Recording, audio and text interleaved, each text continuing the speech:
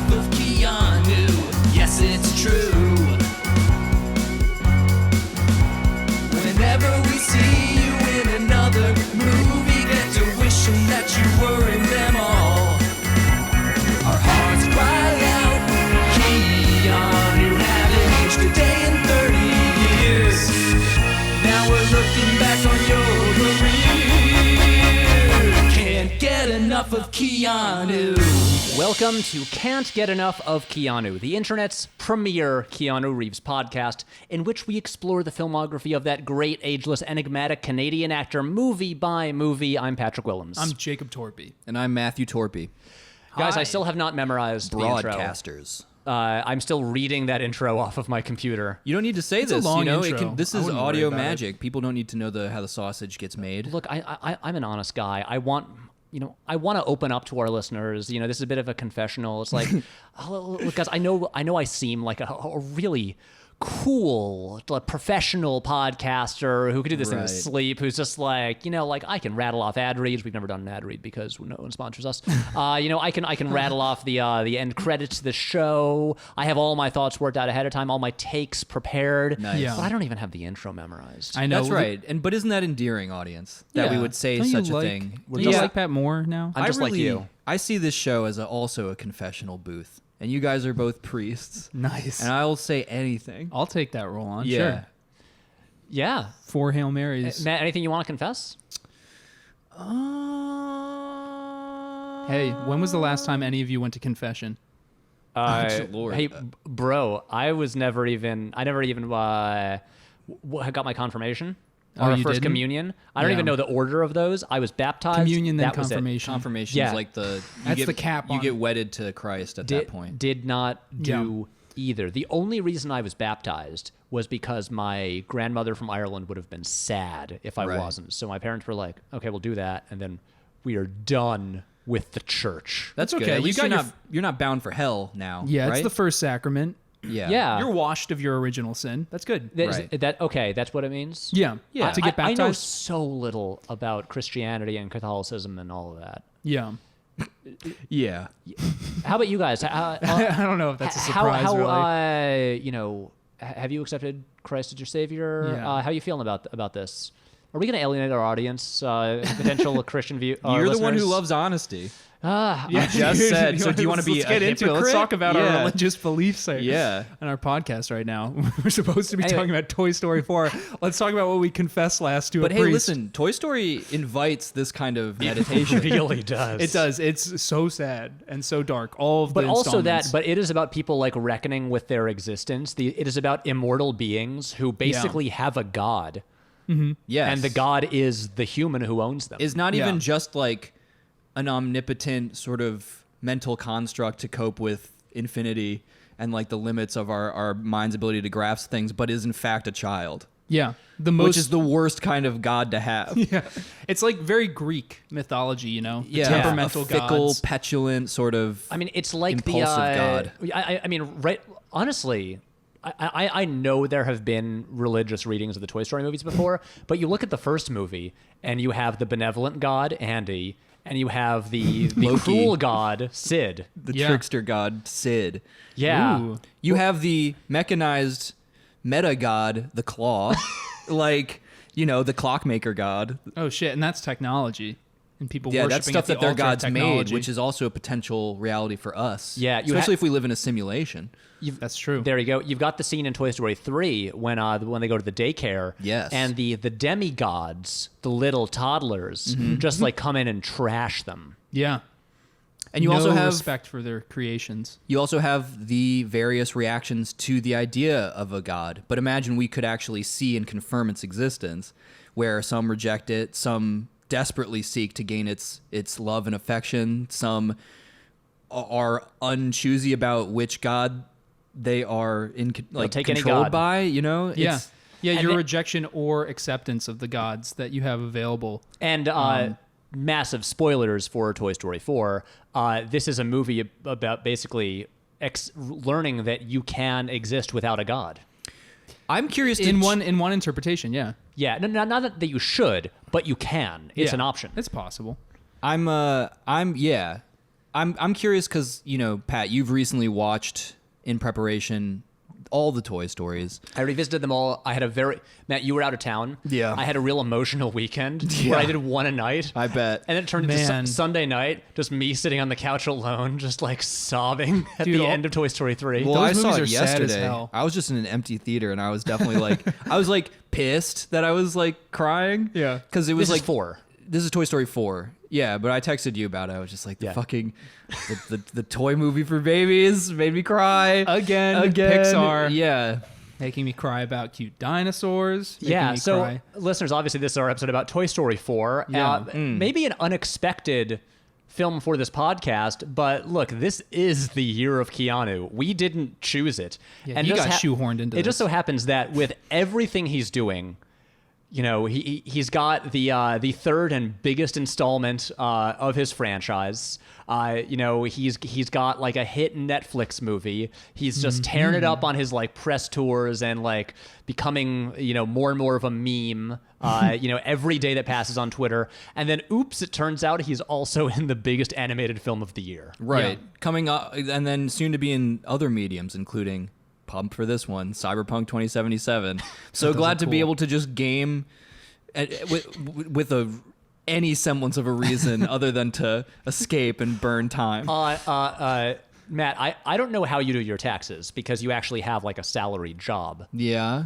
Where's this going? Cyberpunk. When you buy Cyberpunk, it will be a tax write-off. Fuck yes, dude. Because that For game's this gonna be show. expensive. This is why. Should we pre-order it then as a business expense right now? Yeah. Not right now, but after the show. Totally.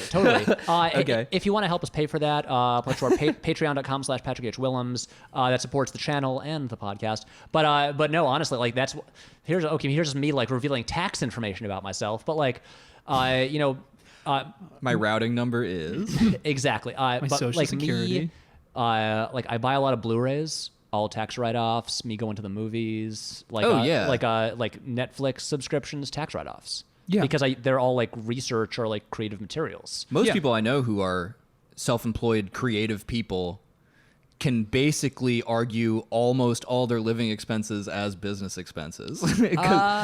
Yes. Yeah, you just get away with as much as you fucking can. I mean, the tax system is crazy. Yeah. Just go for it. Yeah. And here's the thing. Don't envy me because every April I just get hammered by the IRS. Fucked by the IRS. Yeah. Pat doesn't have money. This much I know. Right. It's just Gotta shake you down for rent every month, buddy. I will say I have actually. Why I'm just talking about my income. Let's change the subject. Pat's talking about tax write-offs. He's honing on saying a number. It's the number that he makes each year, and it grows like a big old ear of corn. This is a good podcast. So we're talking about Toy Story 4. Glad I stuck the landing on that one. The fourth film in the Toy Story series, released 24 years after the original installment. Holy moly. It's a film. Jeez Louise. Oh, Yeah, holy it's a cow. film directed by Josh Cooley, and it has. Okay, we'll get into this.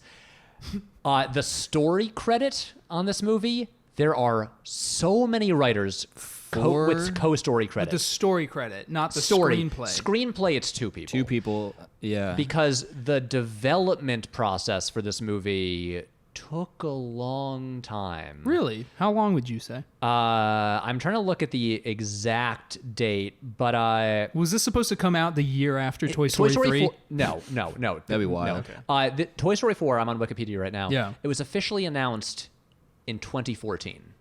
Damn, dude. Okay. So the year after Toy Story 3? No, Toy Story 3 was 2010. 2010. It was that long ago? Yeah. 1 was 95. Time's accelerating. 2 was 99. It's telescoping 3 was in. 2010. Fuck, yeah. dude. All right. But yeah, so it was announced a while ago. And I remember when it was announced, I was like, no, guys, it ended so well. You're pushing your luck. Why do we need another one? Yeah. And then what kept happening was they would hire writers. And then eventually, like initially, the first writers were Rashida Jones and Will McCormick. Now, how do you think Rashida Jones got lumped into the Pixar's, Because screenwriter? they had written the movie Celeste and Jesse Forever. Okay. The and movie then- with Rashida Jones and Andy Samberg. And what, like Lasseter Right. saw that? A movie and it caught we'll his all attention? remember A fondly. movie I definitely remember A movie right I now. haven't seen, but was like it was like a well-reviewed indie film. Yeah. Right. And it was based, and they were like a writing team, and they were an unexpected choice, and they eventually left because what we've got to get into, inevitably, Do we? is the John Lasseter situation. Yeah, I'm Damn. pumped about this one. Oh, can't wait to talk about this guy. So John Lasseter, one of the founders of Pixar, He hugs funny. the credited director of Toy Stories 1 and 2, who still has co-story credit on 4. Yeah. It was, I don't have the exact date, but it came out that he had kind of, I guess, been largely contributing to an environment of harassment Yeah. and at Pixar, mostly just caused by him, and that had been preventing female employees from advancing through Yeah. the ranks, and anyway, eventually he was sort of moved out. Is this of alleged Pixar. though, or what are his crimes? It Say them. wasn't like Weinstein level. No, it no. was. But similar in that it was one man and the company built like a system of, turning a blind eye all Exactly. around He his was behavior. known for like Less severe the behavior doing itself, but- long, creepy hugs to every woman he Yeah. encountered, and it became a thing where women would know to just have a buffer there if I have to meet with John and stuff like that. What like Can you imagine if your hugs became that notorious that people had to like create physical buffers between like their stomachs? I'm trying to think of like That's so ridiculous. yeah, what could what kind of hug? Like how How long were the hugs? Cuz this is is it obviously like a man, Donald Trump handshake? Okay, Is he- guys, it's okay. Is he getting off on the fact that he's riding this fine line between or like he thinks he's like trying to play with the notion of inappropriateness Yeah. or something? It's just such a bizarre like passive, not passive. I don't know. Okay, It is kind guys, of passive, though, Can in a I weird way. read you the Yeah. exact stuff? Please. So this is the article in 2017 in The Hollywood Reporter about the headline is John Lasseter's pattern of alleged misconduct detailed by Disney Pixar insiders. And there's a quote Okay. from Rashida Jones about leaving the project. Oh wow. And she says, "We did not leave Pixar because of unwanted advances. That is untrue. That said, we are happy to see people speaking out about behavior that made them uncomfortable. We parted ways because of creative and, more importantly, philosophical differences." She says, describes Pixar as a culture where women and people of color do not have an equal creative voice. We encourage Pixar to be leaders in bolstering, hiring, and promoting more diverse and female storytellers and leaders. And you've got examples like how Brenda Chapman was hired to write and direct Brave, Right. as like the first female director at Pixar, and then was eventually fired from the I mean, project. the movie got pulled from her, right? But she still wrote the screenplay as well. I think ended up with co-writing credit. Yeah. But it just became a thing, and you can. There's it's been widely reported just that Lasseter, while there's stuff here. I'm looking through the article. One longtime Pixar employee says Lasseter, who is well known for hugging employees and others in the entertainment community, was also known by insiders for, quote, grabbing, kissing, making comments about physical attributes. Multiple sources say Lasseter is known to drink heavily at company social events, at premiere parties. And it The just... Ratatouille after party. But it's just one of those things where, this was a thing where there was just this unhealthy culture for a long time, and eventually it was a weird thing where it was announced that Lasseter would be stepping down, and then I think it was 6 months until he actually left. Right. And What was that about? Do you think? I mean, again, It takes Pixar forever to extract someone that probably Pixar was this Yeah, that's boys true, that high club up. that was founded so long ago, and there's plenty of times where Brad Bird has been asked about it, and he tends to give these kind of wishy-washy answers because he's Whistles like, and leaves. John is he's been a friend of mine since college, and I guess there was. I don't know what he stuff that look. What wasn't does great. John Lasseter look? Not that this is relevant. He but what looks does like a look bland white dude. Let me see if I can get a picture. But of remember him. when he used to do the intros to the Studio Ghibli DVDs? Because he, Oh man, that's Yeah. Oh shit. he'd always wear Hawaiian shirts, glasses. He just looks like kind of a nice gentleman. Yeah, but so did Pro Jared. Oh my god! No, are you kidding me? I showed Matt Wait. a picture of John Lasseter. Well, there's the Wait, great is it- first photo is him smiling It's literally- Is that the really unflattering one? yeah, he's just beat red and has a That big one Hawaiian there? shirt. Yeah. Now I get it.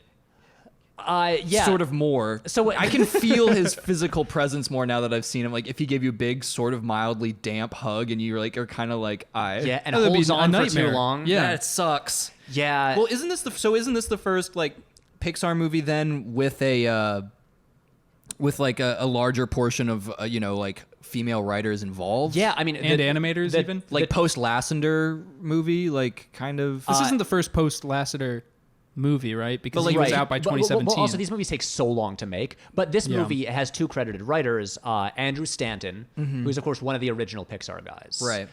who I think also co-wrote the first Toy Story. And but like he made like Finding Nemo, he had Wall-E. He's one of the big guys. original Pixar guys. And and Stephanie Folsom, who is a newer writer who was brought in, and it's like she has almost no credits, and they have final screenplay credit. And yeah, and this is obviously this was being developed. While Lasseter was still there, and again, he does have co-story credit along. Okay, can I read the story? He's credits on top this billed thing? for story. I mean, that's just IMDb. I'm not sure I don't think he actually did in the movie. Oh, okay. But it's Lasseter, Stanton, Josh Cooley, the director, Valerie Lapointe, Rashida Jones, Will McCormick, Martin Hines, and Stephanie Folsom. And a lot of these are like writing teams. Yeah, right. Dynamic duos. Exactly. I always found that interesting too. The like that, because that was normally a comedy thing. Like you get your like teammate, your like friend who also helps you, and you two specifically write movies and screenplays.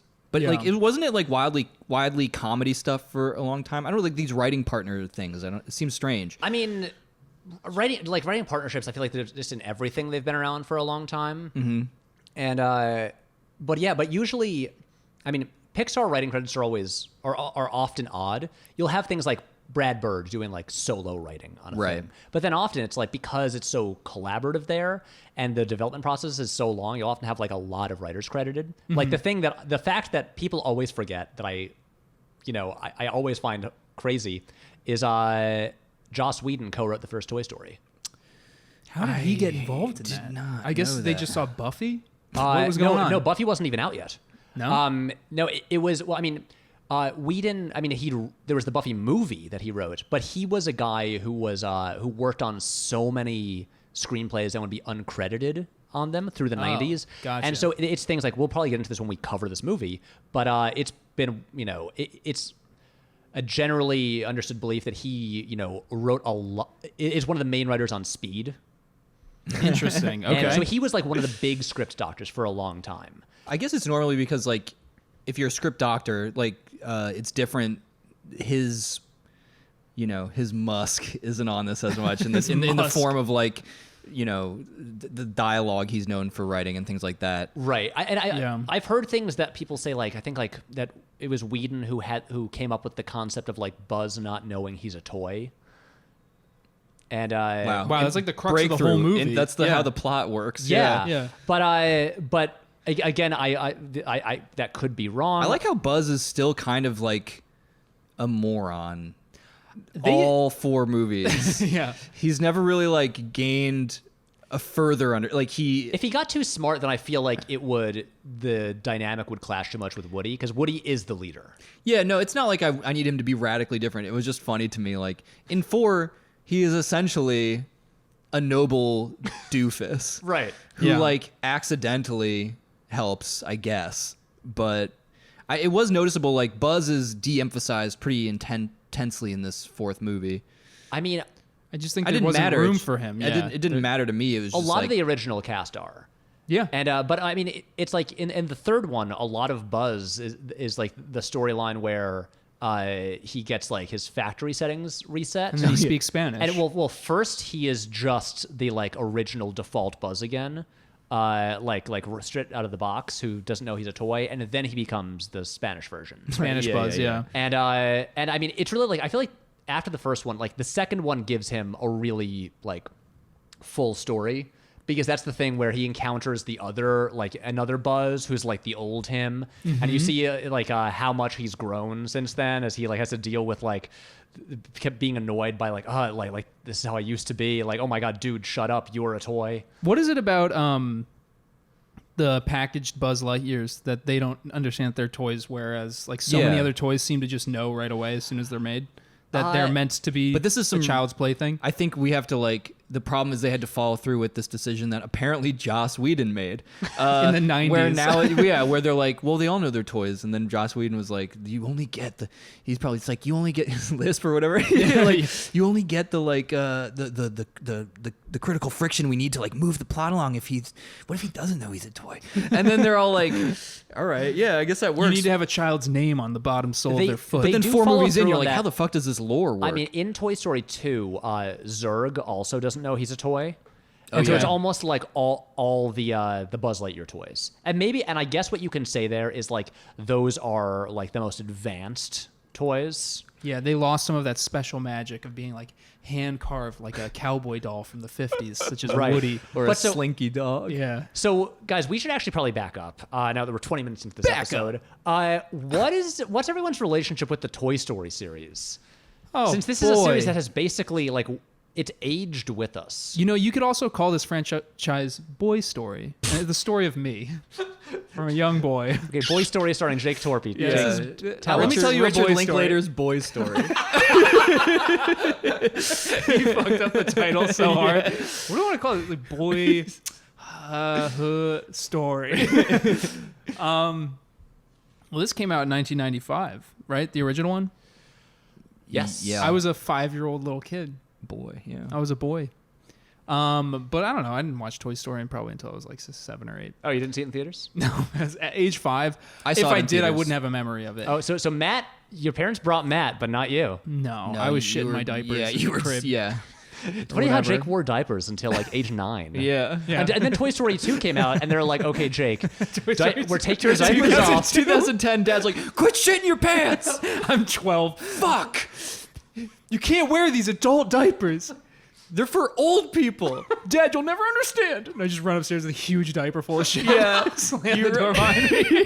Just dragging a big old load around you. A big pale blue shirt like Tommy Pickles. It just makes me feel comfortable. It's warm. It's me.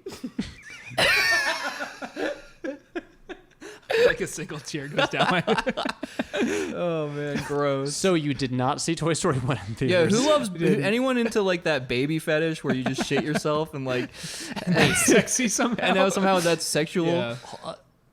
Tell us more about this because I'm not familiar with this baby fetish. There's like a term that I'm sad that I forget.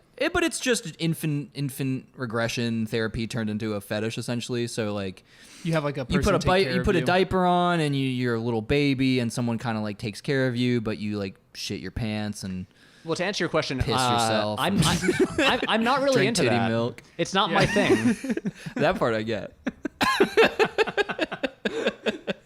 See, in terms of what everyone brings to this podcast, we know Matt is the one who will enlighten us about like bizarre, horrifying fetishes. Yeah, but I'm also like failing you because there's a term and I'm not remembering it, and I honestly feel a sense of personal responsibility to remember, and I can't. I know. and which I'm I like, guess is reassuring for me because it I means take that it seriously. But it means that you are not really into that because then you would know it. True. Yeah. I mean, So don't worry, listeners. well, don't shame me if I am. Yeah. Actually, don't know. Yeah, don't kink shame anybody. We don't kink shame on this podcast. No, we do not. So, Except for that one specific kink that we will not discuss. We will here. not say out loud. The kink that shall not be named. So Toy Story. Matt, did you see Toy Story 1 in theaters? Yeah, it was actually. I mean, legitimately, that was one of like the big watershed movie-going experiences for me. They used computers. It was the first fully CGI movie I had ever seen. Maybe when was the first fully CGI movie? Was it that one? Toy Story. It was Toy Story, right? Okay. Yes, it was Toy Story. So like, The flagship. yeah, I saw the first one of them, and you know, obviously everyone already knows it's like also an extremely well told, great movie, Having just rewatched it, great movie. Yeah. and really funny, and like it just like it fried my brain when I saw it the first time. Very like maybe Jurassic Park was the closest. Again, partially because of practical effects and CGI, but like those two things as like a child were probably the biggest 1-2 punch cinematically that I'm probably ever going to experience, unless we get some radical VR style. I mean, and your age is like 5 and 7 for them. So right at that point where like you can watch these movies and like be in them, like, right? But yeah. and you can also like process them, but you're so amazed, but like you don't understand enough, and so it just seems amazing. It's like you have no concept of how it's made. That sweet spot, that age sweet spot, like those movies that you see when you're that impressionable age, just they fall outside of your critical thoughts. You know what I mean? Like.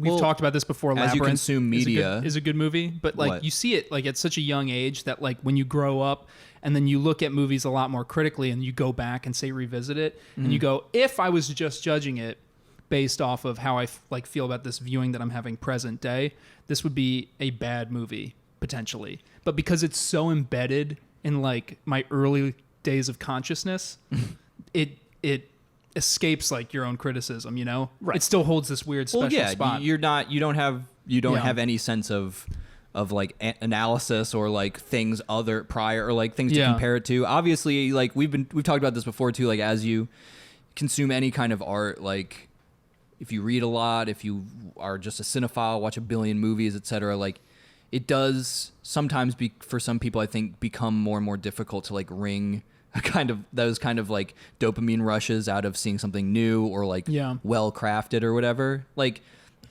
you get that's like the cliche, right? If you go to art school, like you're so overwhelmed by like art history and like the full force of everything created behind you that you now know about, that like you almost can't work.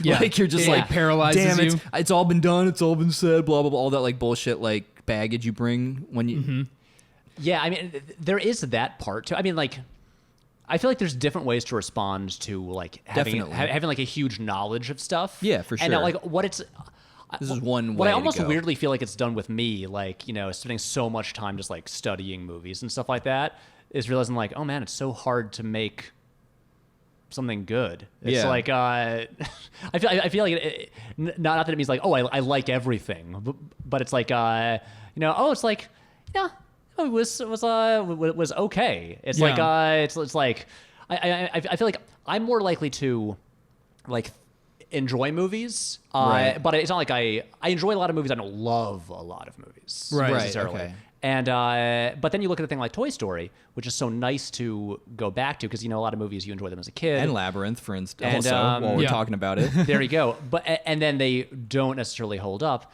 And Toy Story, it's like I've got to say that the last like 15 minutes is genuinely, I'm not being hyperbolic here, I think one of the best like action finales of all time. The payoff and like the like tension, it's so just good. The whole escaping from Sid's to catching up to the moving truck. Right. The amount of payoffs there in such a short amount of time is unreal. Yeah. Like everything from being like just like the payoffs of little objects, like, oh, that match that Sid put in Woody's holster, that returns and pays off. Oh, that rocket that they strap Buzz to, that serves a purpose. And but then down to like character things, like Woody having realized, like after there's a scene where Sid tries to burn him with the magnifying glass, and then he realized and he remembers that the match with Buzz's helmet and the light refracting through it. And then the payoff of like the final payoff, which is so beautiful and satisfying, when the rocket takes off and then Buzz uses the wings to cut the tape and break free, and Woody says, "Buzz, you're flying," and he says, "This isn't falling. This isn't flying. This is falling with style." And you get the completion of Buzz's arc. With the callback to Woody's line from earlier in the movie, and I'm like, this is perfect. It is unreal how good this is. That is part of what and I haven't seen Toy Story 2 since I saw it. It's the best one. Pat's take is it's the best one. My memory was that it was disappointing. I know, weirdly enough, me too, but it seemed Pat was telling me that when did you guys see this last? When it came out. Yeah. Maybe like a few years after. And Jake, you saw that one in theaters. I didn't. No, the first movie I saw in theaters was 3. I didn't see... It's crazy how you like movies, but you didn't see a movie in theaters until you were 20 years old. Yeah, I didn't go to any movie theaters when I was 20 years old. Jake hated them until... No, I went to like Godzilla 2000. That was pretty cool. Our dad... Okay, wait. Godzilla 2000 or the 1998 Godzilla? The 1998 Godzilla. Yo, funny Roland story. Emmerich. With Matthew Broderick. Yes, and Jean Reno. Funny story though Yeah. was that, maybe did we tell this before?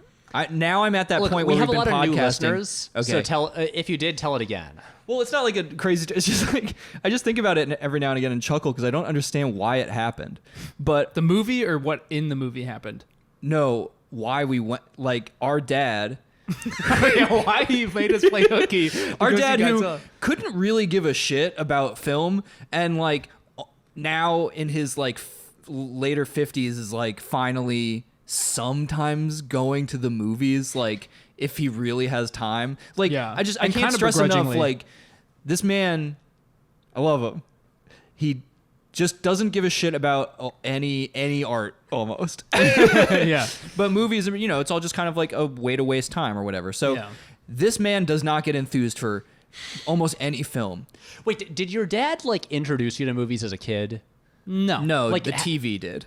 Yeah. Yeah. So- Our parents accidentally had free cable because of a glitch in the cable provider's understanding of our service. Yeah. And we had the full cable suite as children For no money. for $0. And our parents used to tell us to like not mention that we. yeah, they figured have it out free like cable. maybe a year in, Yeah. and they were like, To other families. You shut the fuck up about this. I'll beat your ass. And I'm like, okay. But, you know, so then I was raised by like Turner Classic Movies and like 90s era Sci-Fi Channel, which was phenomenal. And to our parents' credit, they would take us to the movie store because they knew we liked movies, and they'd essentially give us free range. Yeah, they'd be like, just pick things, and I would always pick things based on the cover. Yeah. Anyway, this story, though, our dad, who doesn't care about movies, never gets excited almost about anything, almost forced us to all, me and Jake, to call out sick. He forged doctor's notes and brought them to our elementary school. Yeah, to Mr. Whitehead, the principal of our elementary school, and said Central they need Ave. to go to the doctor to get checked for like lead poisoning or something. And then we were like, yeah, and he was like, come on, and it was like a military rendezvous pickup. Like we saw him like slide the side of the van door open. He's like, go, get in, and we just sped off and to go see Godzilla, 1998's Godzilla. which my dad was just unreasonably pumped for. It was that, and then The Mummy. Those are the two Okay, things yeah, that he yeah. was The like Mummy's so good, though. weirdly excited about. But it was just funny. Yo, the He Mummy's is pretty just solid. Okay, wait. Here's my this question. man. I don't understand. Here's my What was question. he experiencing that Was damn your mental dad breakdown? a fan of Independence Day? I don't know. I have no idea. Oh, because that seems like I feel like if he's excited for Godzilla and the Mummy, Independence Day might be also his jam. I don't And- think he ever gave a shit about Okay, movies and well, that because much. that was the previous Roland Emmerich, Right. Can you Because Godzilla imagine- was from the director of Independence. Can you imagine if we just didn't realize, like, because we were too young at the time, that our dad was having like a serious mental breakdown that day, and like he's sweating profusely he was when in he a picks us up manic in the car. episode, yeah. We're just happy, and he's like, "Do you want like red vines or what?" And we're like, "Yeah." He's like, soda. I love you guys. You guys are my best. You know that, right? Yeah. This is the best dad ever. He's We're already gonna buy a dog. We're gonna buy 30 dogs. he's like 8 gin and tonics in when he picks us up. Yeah. Seeing Godzilla. So here's the question, though, because Yeah. my dad also took me to see Godzilla, but we went okay. on He the was drunk as hell, weekend, too. and it was normal. Yeah, we couldn't wait. Had to happen on Wednesday. Did your dad like it? 1:30. I don't know. I don't remember. remember. I liked it. I remember seeing it, getting Yeah, it. it was in- cool. I enjoyed it. It had a cool. It was one of those movies that had a cool VHS cover. Same thing with Independence Day, Yeah. which I think I still own. I miss those. I miss the like Holograms. the hologram ones, the do you- textured ones. Did you guys have the Independence Day VHS? We did, yeah. And the remember one how where you could turned shift it, so and the it's White like, House the White House is explodes. intact, the White House Yeah, exploding, I remember White that. House That was intact, cool. White House exploding. That ruled. And yeah, seriously, with all the fancy like Blu-ray releases, Criterion Collection, you know what you need? Holograms. Oh, you know, yeah. You need, Don't like, be too fancy for a good hologram. Yeah, you Good holographic We're video the title. Criterion Collection. We don't do Pokemon card level gimmicks. Do it. No, you need to Criterion Collection. You guys need to be like 90s Marvel comics. I'm talking lenticular covers. I'm talking Hell yeah. holofoil covers. I'm talking chrome covers. Lenticular. Exactly. Just as much shit as you can throw on there. Yeah. I mean, like, wouldn't it be so cool if it was like, you know, special like 1000 edition run, new edition of Wild Strawberries with a gold foil cover. Oh, you know how they get back their 2 lost entries? You re-release the Rock and Armageddon as holofoil, and then you just you embrace the trashiness, you embrace the gaudiness. Oh That my would actually God. rule. lot. Yeah. Oh, here's what it is. On The Rock, it's the shot of Nicolas Cage with the flares. Yes. And you tilt it, and it's like jets fly over, Jets jets fly over, behind, jets jets back. fly over, jets behind. You know what else I missed? And then when you open the DVD, it goes, I don't want to close my eyes. Jake, that's Armageddon. That's you fucking Armageddon. Oh, idiot. sorry. Fuck. It's like you don't even know the filmography of like Michael I'm- Bay. Yeah. Yeah, I don't listen to soft ass shit. What a good movie. That's such a good goddamn line. You know what you guys made me remember too was the other type of cover, the cover that had a little like blister layer with liquid underneath it, so you could like squeeze it and it would either look like blood or slime. Have you ever had seen those?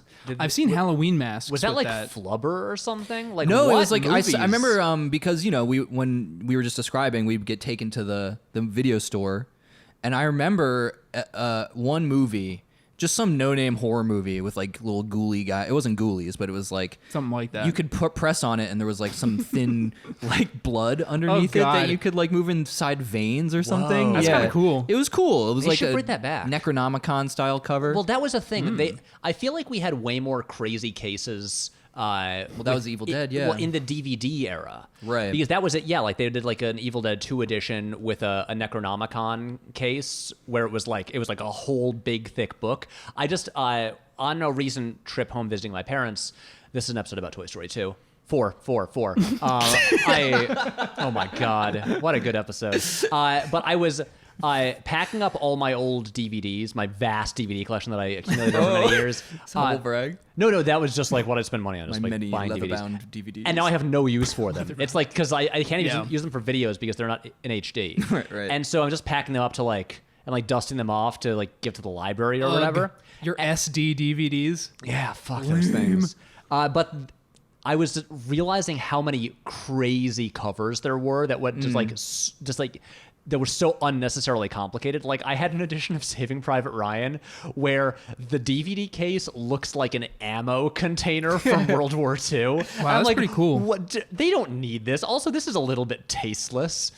And yeah, they would have I think it's cool. so many crazy complicated cases. Yeah. And then after DVDs with like Blu-rays, they've mostly chilled out when it comes to those. It's like we'll just have it's little just cases. like what kind of market is All there of going you to be tossing for in those DVDs and just thinking about the man hours of graphic design and weird like promotional composition that all these like people Wait, had are to you do. guys familiar Yeah, with it's not worth the the cost. greatest like actually I think this would be Blu-ray, but basically like physical release like edition of all time? No. So it's an edition for the Lay us on it. Lay it on us.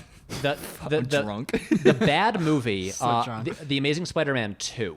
Oh, if you'll okay. remember, Oh, the vulture's in that, right? No. Is it covered in feathers? no, That'd no. be so funny.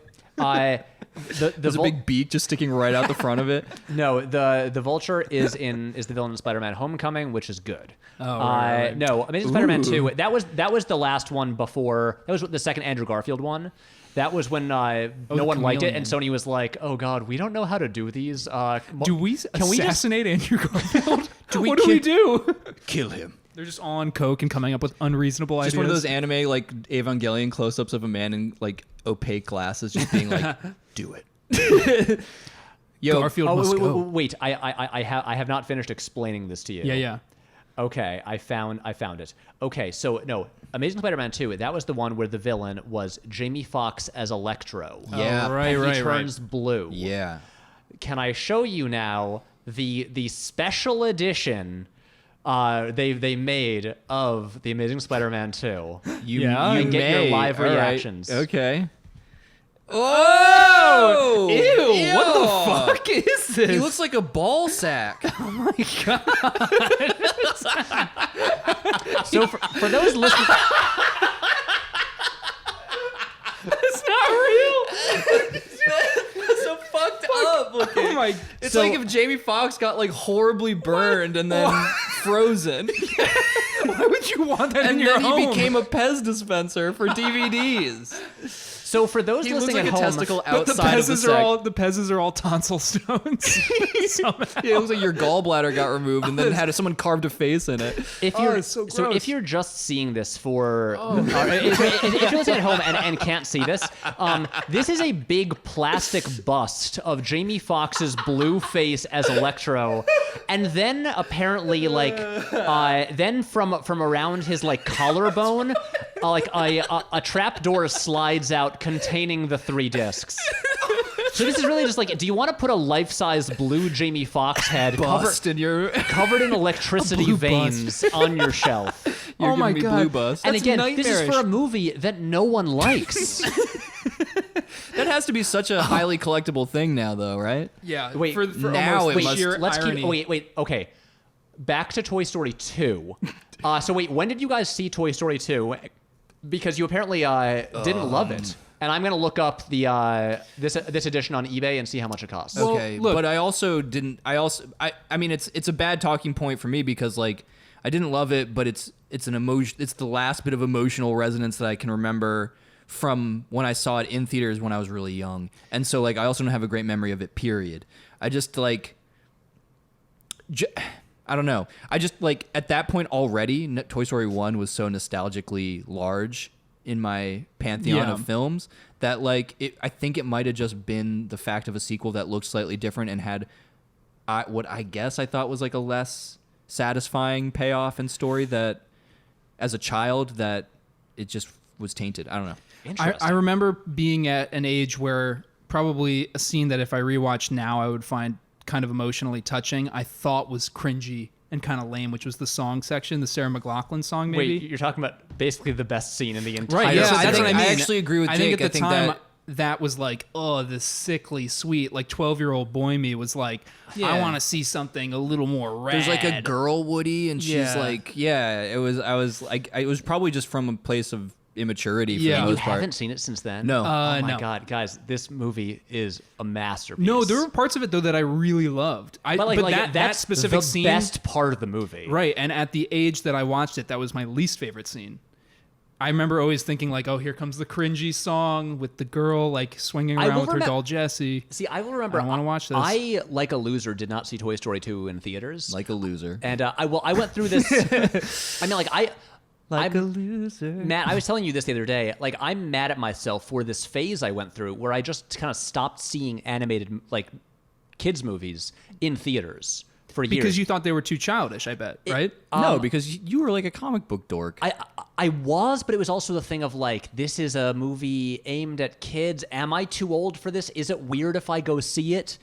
And Right, yeah. and I saw A Bug's Life, but then I did not see. And it was mortifying.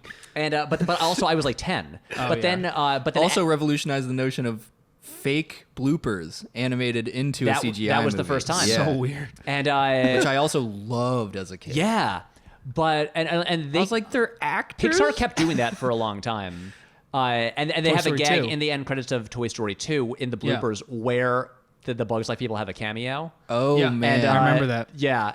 But anyway, I didn't see Toy Story 2 in theaters. I didn't see Monsters Inc. I didn't see Finding Nemo. And then it was when The Incredibles was coming out, and I was realizing that these movies were supposed to be so good, and I was like, I should probably get back to seeing these Yeah. Pixar movies in theaters. Imagine if the bugs I'm in gonna do Bugs it. Life. I mean, what's to say that this isn't also yet again potentially a coherent universe where all of these things are alive and can talk and have Well, you know they do Bugs, those things toys. where what Pixar likes to do bugs is could ride on Buzz. yeah, That'd be ooh. cool. I mean, That would be cool. Matt, you know that Pixar does this thing where Fat they caterpillar? tend to put in their movies. German they tend caterpillar? to in the corner of the frames put in a. Can I talk? Yeah, sorry. Hey, we're just having fun, Pat. Yeah, I know, but you keep looking at each other and giggling while I'm trying to talk to you. So it's it's hard to have a conversation with someone when they're having a conversation with someone else. That's true. All I'm saying. But Pixar does this thing where they put in little cameos of their upcoming characters in their movies. So people found that in Coco, there's Duke Caboom, Keanu's character, is just like in like a child's crib in one shot. It's like Lotso Huggenbear from Toy Story 3 is an Up in like one shot. They always do this. So they are. I mean, look, the Pixar theory has been a thing for a while about how they are actually all in the same universe. I read that because that was like Brave was like the big tie-in. Like, I think so. Someone had some big like Reddit theory that was like it's been around for a while. The flow chart. But basically, to like steer this into a place on topic, we should. I want to get to Toy Story 4 before we hit an hour. We can just do a hard reset and just start doing it. We can, but I do want to like. I think it's relevant to like go through these because the series is so unique in that there's these huge gaps between movies, and we are like different people when we see each one of them, and the movies kind of reflect that. And so, like when I saw Toy Story 2, I remember. See, I just remember being uncomfortable during the "When She Loved Me" scene, because it's like I'm like watching it on VHS, rented like with my family, and it's just like this, like everything is quiet and we're not laughing, and I'm like, I don't know how I'm like 11 or 12, and I'm like, how do I feel about this? This is very sad, and I wasn't expecting this to be sad. Yeah. And then as time has gone on, it's just I find it like one of the most like emotionally devastating scenes in like the past 20 years of cinema. Yeah. It's damn, dude. It's it's so brutal as you're just like you get that point in the scene after she's like been under the bed for years, and then oh my God, what is her owner's name? I'm blanking on it, and I feel like a jerk because I just watched this recently. But when she gets picked up and taken out, and she's in the car, and she thinks she's returning to the place where they always used to play, and then she just gets left in a box. Yep. And which then happens again. It does, and then it basically creates this like PTSD for Jessie, where she's been trapped in a box for so long and been abandoned that she's so afraid of going through it again. And this kind of shit raises so many crazy questions too. Now as an adult viewer, where I'm just like, I don't need logical consistency, but it's so hilarious to me that like toys can develop neuroses and have PTSD and develop claustrophobia, and which again comes up in the fourth one too a little bit. Right. Like I'm just like, damn, these toys, some of their lives are just living hell. Yeah, they're tragic. I mean, when we get to Gabby Gabby. Oh my God! Who has a devastating existence? But yeah, but like that's the thing. Like then there's an 11-year gap, and we get to 3, and I vividly remember seeing 3 because I had just graduated from college in 2010. Yep. And the really interesting story choice they made in 3 is to have time pass like in real time. And so Andy has aged 11 years, and he's going to college. Right. And I'd already, due to the Toy Story movies, felt guilty about just like getting rid of toys and stuff like that. It had just instilled this guilt in me since I was a child. Yeah. And then you have this movie about, this guy who's like, wondering what to do with his toys that he still feels like a connection to, but has no real use for anymore. Yeah. And then of course they just like, it was Toy Story 2 where Pixar kind of discovered that like, oh wait, people are into it and like it when we go like brutally emotional and when we deal with these like way heavier themes, like we can do that. And then so it became a thing that like Pixar became known for. You get like the first 10 minutes of Up and stuff like that. No. The reveal at the end of Up, is still for me the most emotionally devastating. Wait, which reveal at the end of Up?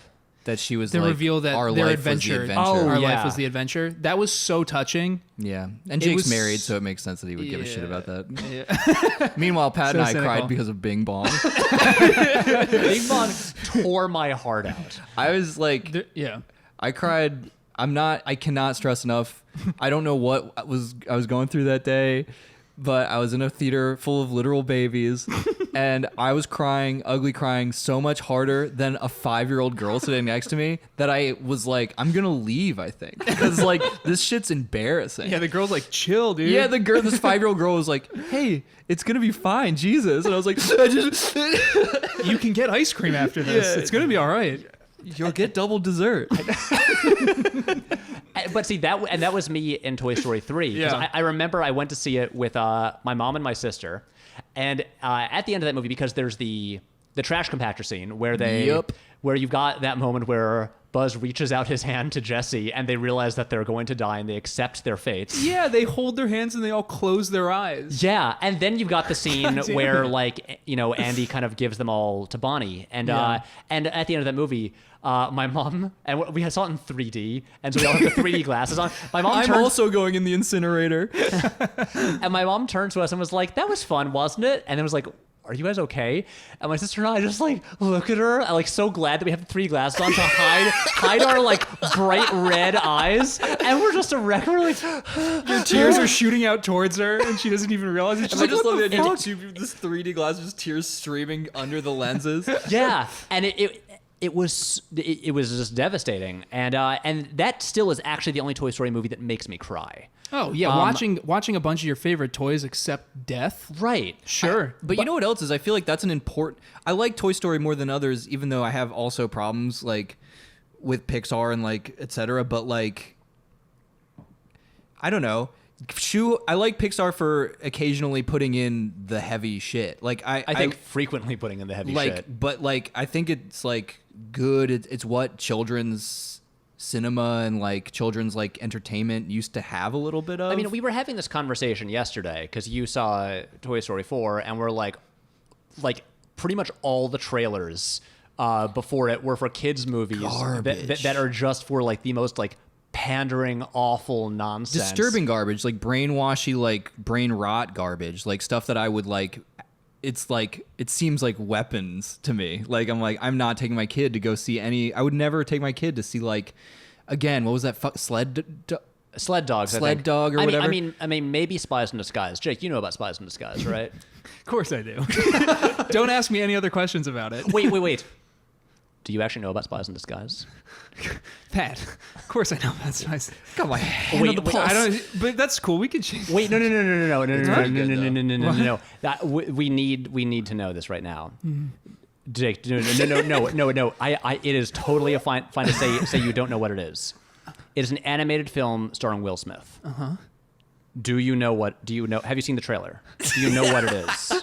I don't know if this is a trick question. It's not a trick question. I am dead serious. I don't know it. I don't know what it is. You don't know what Spies in Disguise is. No. Oh boy! Oh, look at him. Jake, Am I fired? No. I am so excited that Jake gets to find out what Spies in Disguise is. Will Smith is in it. Will Smith is in it. We won't ruin it though. Will Smith is in it. I like Will Smith. Should we wait? Will Smith?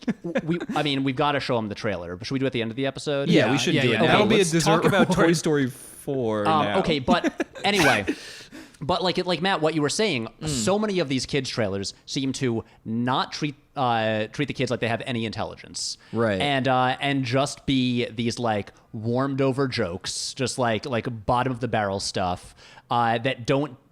Yeah, that like It was are like- just that seem bad for them. Yeah, it's Yeah. like app game characters and memes like turned into creatures that just give the lowest common denominator jokes, like just bop bop bop bop, and then some sort of obligatory story happens that is about like being brave or some bullshit like Yeah. Right. Yeah. And the thing that we were talking about. overcoming something. Yeah, and then the weird thing is that like as much as Disney is this like terrifying monopoly that is buying everything, their trailers, like you look at them and it's like these movies just seem better.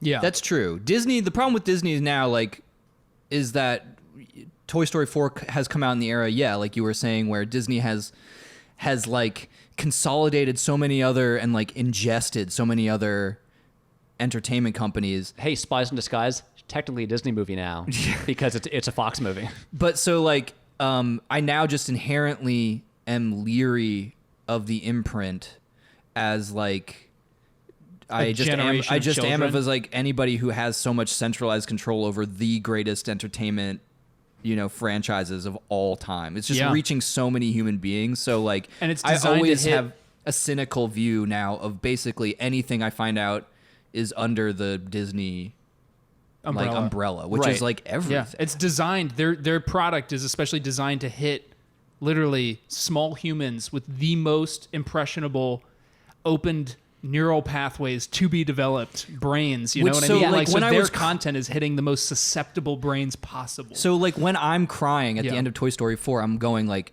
that was a beautiful movie. Like I recognize that, you know, that this is a valid response and like I can't ignore that. But also part of me is like, God damn it, they've cracked the code of like emotional manipulation to like make me feel something for literal like commodities that have a life that I'm Right. supposed to care for. And like, And of course, but that's specifically like the Pixar thing, because like much of why Disney has been so successful is they buy things that are like already doing well on their own. They buy good stuff. they don't take a lot Right. of chances. They just- Exactly. yeah. So it's like, okay, we'll buy Lucasfilm. We'll Yeah. buy Marvel. We'll like after Pixar goes independent, we'll like buy them back. And it's Yeah. like then they can generally keep doing what they're doing because it's already doing well. Right. And Yeah. but it is this weird Disney thing where it's like, look, even like the Frozen 2 trailer looks like it's in a totally different like category than every other trailer that shows before. It was really stark Story. after like Angry Birds 2 trailer. Right. And then that I was like, Angry wow. Birds. right. Yeah. Here's a movie where they're trying, and here's a movie where they're not trying. Right. But anyway, and then sorry, when did you guys see Toy Story 3? I saw Toy Story 3 in theaters, and it was the first time that, like, you know, it had encapsulated my viewing experience of the other two and, like, wrapped it up with a nice little button, the entire trilogy. Because what do you do after accepting death? That was my question for Toy Story 4. Yeah. I was like, okay, well, how do they build off of this arc if you are literally accepting your mortality at number 3, technically? And then Deus Ex Machina pulls you out of the fiery furnace that you're about to be engulfed in. right. One of the gods of the universe. And by the way, though, I just have to say with Toy Story 3, the scene when they sink into the furnace and hold hands and close their eyes and accept their fate is heartbreaking. The scene that everybody came out of the theater and told me that I was going to cry to, which a lot of people like, where Andy gives away his toys to the young girl. Oh, that totally makes me cry. I think I mentioned this before, but I found the scene kind of funny because I kept getting hung up on the fact that here's this 18-year-old boy who shows up with a box of his toys, and he's going to give it to this, I guess, a 4-year-old girl, 4 or 5-year-old girl. Well, Very she goes, sweet she gesture. goes to kindergarten in 4. Yeah. Okay. So anyways, she's preschool age. Very sweet gesture. He's bringing his toys to this young girl, and the mom's even happy. And Andy's like, obviously someone she knows in the neighborhood. So he's like, all right, here. And then he takes the toys out and shows each individual one to her. And he's like, you know what? I'll introduce you to all my new toys. This is Buzz Lightyear, and this is Woody. And the mom, it cuts to the mom. She's in the kitchen, and she's sort of standing in the kitchen looking out the window at this kid playing with her daughter and smiling and like, oh, this is very touching. And to before be he goes fair, to school. they know each other. Right. Yeah. Okay. It's but implied. This is not a stranger. yeah. Okay. Okay. Cut to, it's sundown now. The sun is setting. Andy has been playing with his toys with a 3-year-old girl You keep making yourself with an infant. for at least 5 or 6 hours. And the mom is still happy with this. And all I could The mom is tied up crying in the house. all I could keep thinking was, if I was the mom, I would be like, that's so sweet. Cut to an hour later. Maybe Andy should fucking go home now. Yeah. All right, Andy. Yeah, Do you you have above and beyond, Aren't you going Andy. to like Wesleyan or some shit? Did you need to go to Reed College? Yeah, like pack your bags and go. If you went to read, that would be so funny. I My will daughter say, is a little tuckered out right now. Have you seen the beat movie off in since front that of first time? his toys? No, I haven't seen the movie since then. I will say, watching it again, that scene is not as long as I remembered, and Okay. not as much time seems to pass. Fair. It Then that is, was just in my own. I warped think it is. brain. No. I've heard the same thing. Oh, really? Multiple times before. Yeah. From other I'm people. glad I'm not the only Yeah. one. No. But I think the scene is not as long as people remember. Anyways, I'm making fun of that scene, but actually, I loved the movie. I thought it was great. And so, how are you feeling going into the fourth one? Did you Excited. did you have an answer for my question? What was your question again? Do you think that Andy, who presumably went through puberty, beat off in front of his toys and potentially even used one? Oh, I mean, well, this is let's talk exactly about that. This is Which toy? This is the thing that comes up in Booksmart.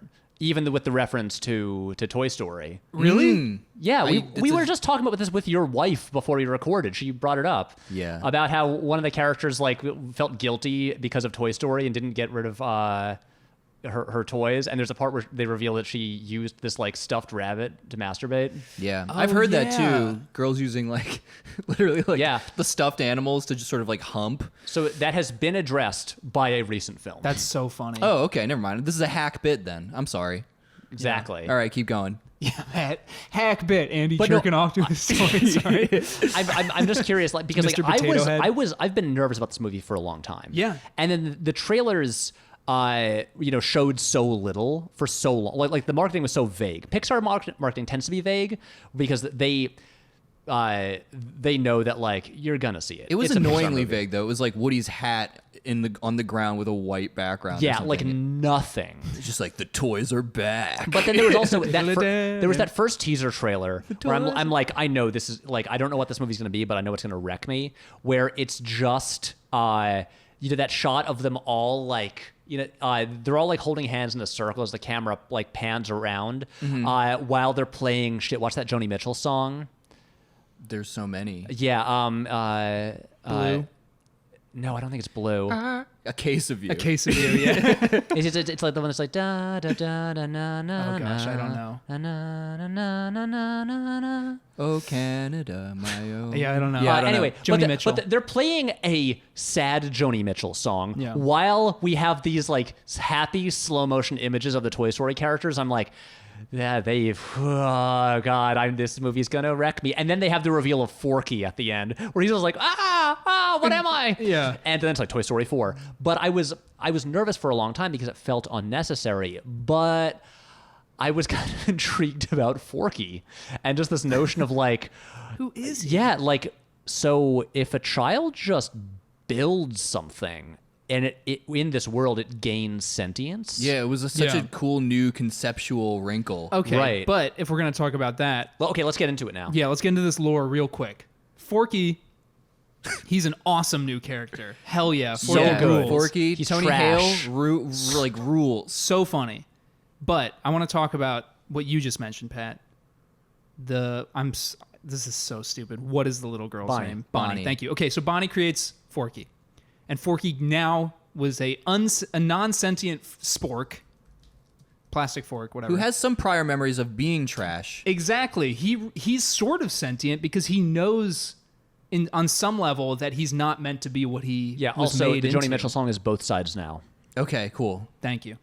So I was curious, like, do all utensils have does some sort of every like object proto-sentience? on Earth? Is Yeah. there some sort of consciousness undergirding everything? And they that- can't move or talk or communicate properly, Like a but there's an rock. awareness of themselves Well, in okay, everything. some important details here. Yeah. Again, it's not like there's like a Toy Story guidebook that explains the rules of the Is world. Toy Story into like the Heideggerian sense of being? Or Right. What's, yeah. So here's some things. I mean, remember, like Etch-a-Sketch is sentient. Yes. Yeah. But for instance, Wow. Actually, that's blowing my mind. yeah. But with Forky, Get high. he is given he is anthropomorphized. Yeah. And sorry, I didn't articulate that well. Anthropomorphized. Yes. He has Perfect. eyes, a mouth, arms and legs. Right. And he was referred to he's given a name also. Mm-hmm. As he's given all the classic things that like a sentient being requires. Sure. Like a golem, how you need Yeah. to carve the name into the back of the golem in order to like Right. finally give it life. So I think it's The like logos. that. It's not like, if someone has a nickname for their shoe, oop, that shoe is alive now. Right, but Forky also knows that he's not a toy. Right. Well, That's what I'm curious But about. he is though. He That's the knows thing is sort that of what he Forky's is. wrong in the sense that like he has now been given this new level of consciousness based on the fact that like apparently human beings are kind of gods even though they are not aware of it, which is an even more interesting wrinkle. Imagine if God didn't know that we were here or that we were the way we were, but instead we had to constantly fake a completely different state of being whenever we felt Their God's attention put on us. Yeah. That's like an entirely more bizarre. I think Forky obviously is just like Also, Silly. he just looks silly, and like they wanted to animate a character that like had to have some recognizable traits so that like it wasn't I don't know, an Etch-a-Sketch. Also, some important things about Forky is that all of these toys have been manufactured as toys. Right. Like they were created in a factory for this purpose. Forky Children. is made from things that had a different purpose. Yeah. So Interesting. I think that is much of what leads to his psychology and like believing that he is something else because he is made from something else. Like his pieces had a different purpose originally. Right. And But so that he also that brings a whole other idea of like, I guess you're right, prefab toys, but like they come from materials that all could have had another purpose. So I feel like also a certain magical type of love from a human being is also necessary. I think it really is. I think you really need that person to, especially, I mean,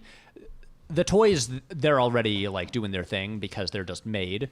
Yeah, straight up made. But I think like it wasn't until Bonnie called him Forky that he became a sentient Right. being. I love that she idea. named his name. And I love saying Forky, and then in her hands he goes, Yeah, which is just- kind of what he does. It's Yeah. actually Yeah, like a it's fucked fairly up. effectively creepy scene. Yeah. When he finally like becomes alive, essentially. Yeah. Where he's like, kill me. Yeah. And we've also just got to point out that the montage of Forky trying to die is honestly one of my favorite. Trying to cancel himself. Yeah, one of my favorite just sequences in any Pixar movie. oh, it's so good. just him, and just the way he just kind of he says like, trash. Yeah, as he just like waddles over to the trash Oh. can. Trash. And I love when he keeps jumping out of Woody's clutches when he's trying to put her in Bonnie's bed, and then in the morning he wakes up and sees Forky like sleeping with like a little dirty napkin over him like a blanket, like safe and secure in Yeah. the trash bin. But so, It's so good.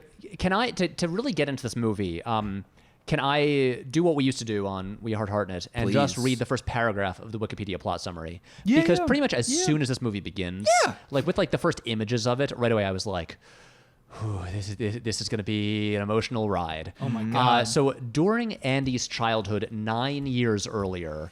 RC, or the remote control car, is being swept down a storm drain. It is a huge, rainy thunderstorm, and man, that rain looks intense. Yep. Woody leads a successful rescue operation with the help of other toys, but while they are busy, Bo Peep and her sheep are given away by Andy's younger sister, Molly, despite Frickin' Woody's Molly. efforts to convince her to stay. Bo reassures him that part of being a toy is being taken away. Woody briefly considers going with her, but after realizing Andy still needs him, they bid each other farewell. And then we jump ahead, and we are now 2 years after Andy donated his toys to Bonnie. So I guess she was 4, and the last time now she's 6. I want to point out a very important thing about this movie that I found it's not especially significant, but I think it's interesting. The other Toy Story movies had they existed in real time. The time that passed in the real world passed between movies. This movie does not.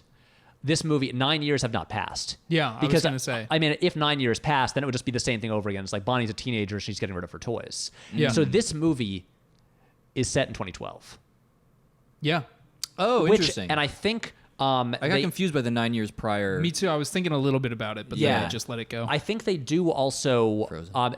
It doesn't really become like it's not like showcased prominently, but there's little details. Like for instance, the RV that Bonnie's family is in, they have a more old school GPS. Well, I feel like nowadays people would probably just use like their iPhone with shit. like Google Maps. So you think Pixar went through the effort of adjusting all technology that is like shown in the film to what would be around in 2012? Yes. Well, okay. And again, I've only seen the movie once, and I wasn't also like looking for this, but thinking back to it, the GPS is the example I can think of. Got it. Like this movie is not set in 2019, while the other Toy Story movies are each set in the year they were released.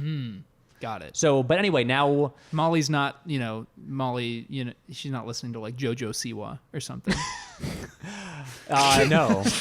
But anyway, so we have that opening No. scene, which really kind of like sets up a lot of the ideas of the Right. movie. Because again, in Toy Story 3, they just established that Bo has left. Oh, Toy Story 3 has like the most cryptic and sad moment when somebody just mentions offhand like, oh, blah, blah, blah, Woody, and remember Bo? And Woody just goes, yeah, Bo. Well, and looks sadly into the middle distance. yeah. It's when they mention that they've lost some over the way. Yeah. And he names some people, and then he pauses and goes, Bo. And you know that there's a story there. Yeah. And I just remember thinking they're not going to give us a little snack or a taste of what happened here. Like they're just going to let that go, because at the time I thought that was going to be the last Toy Story movie.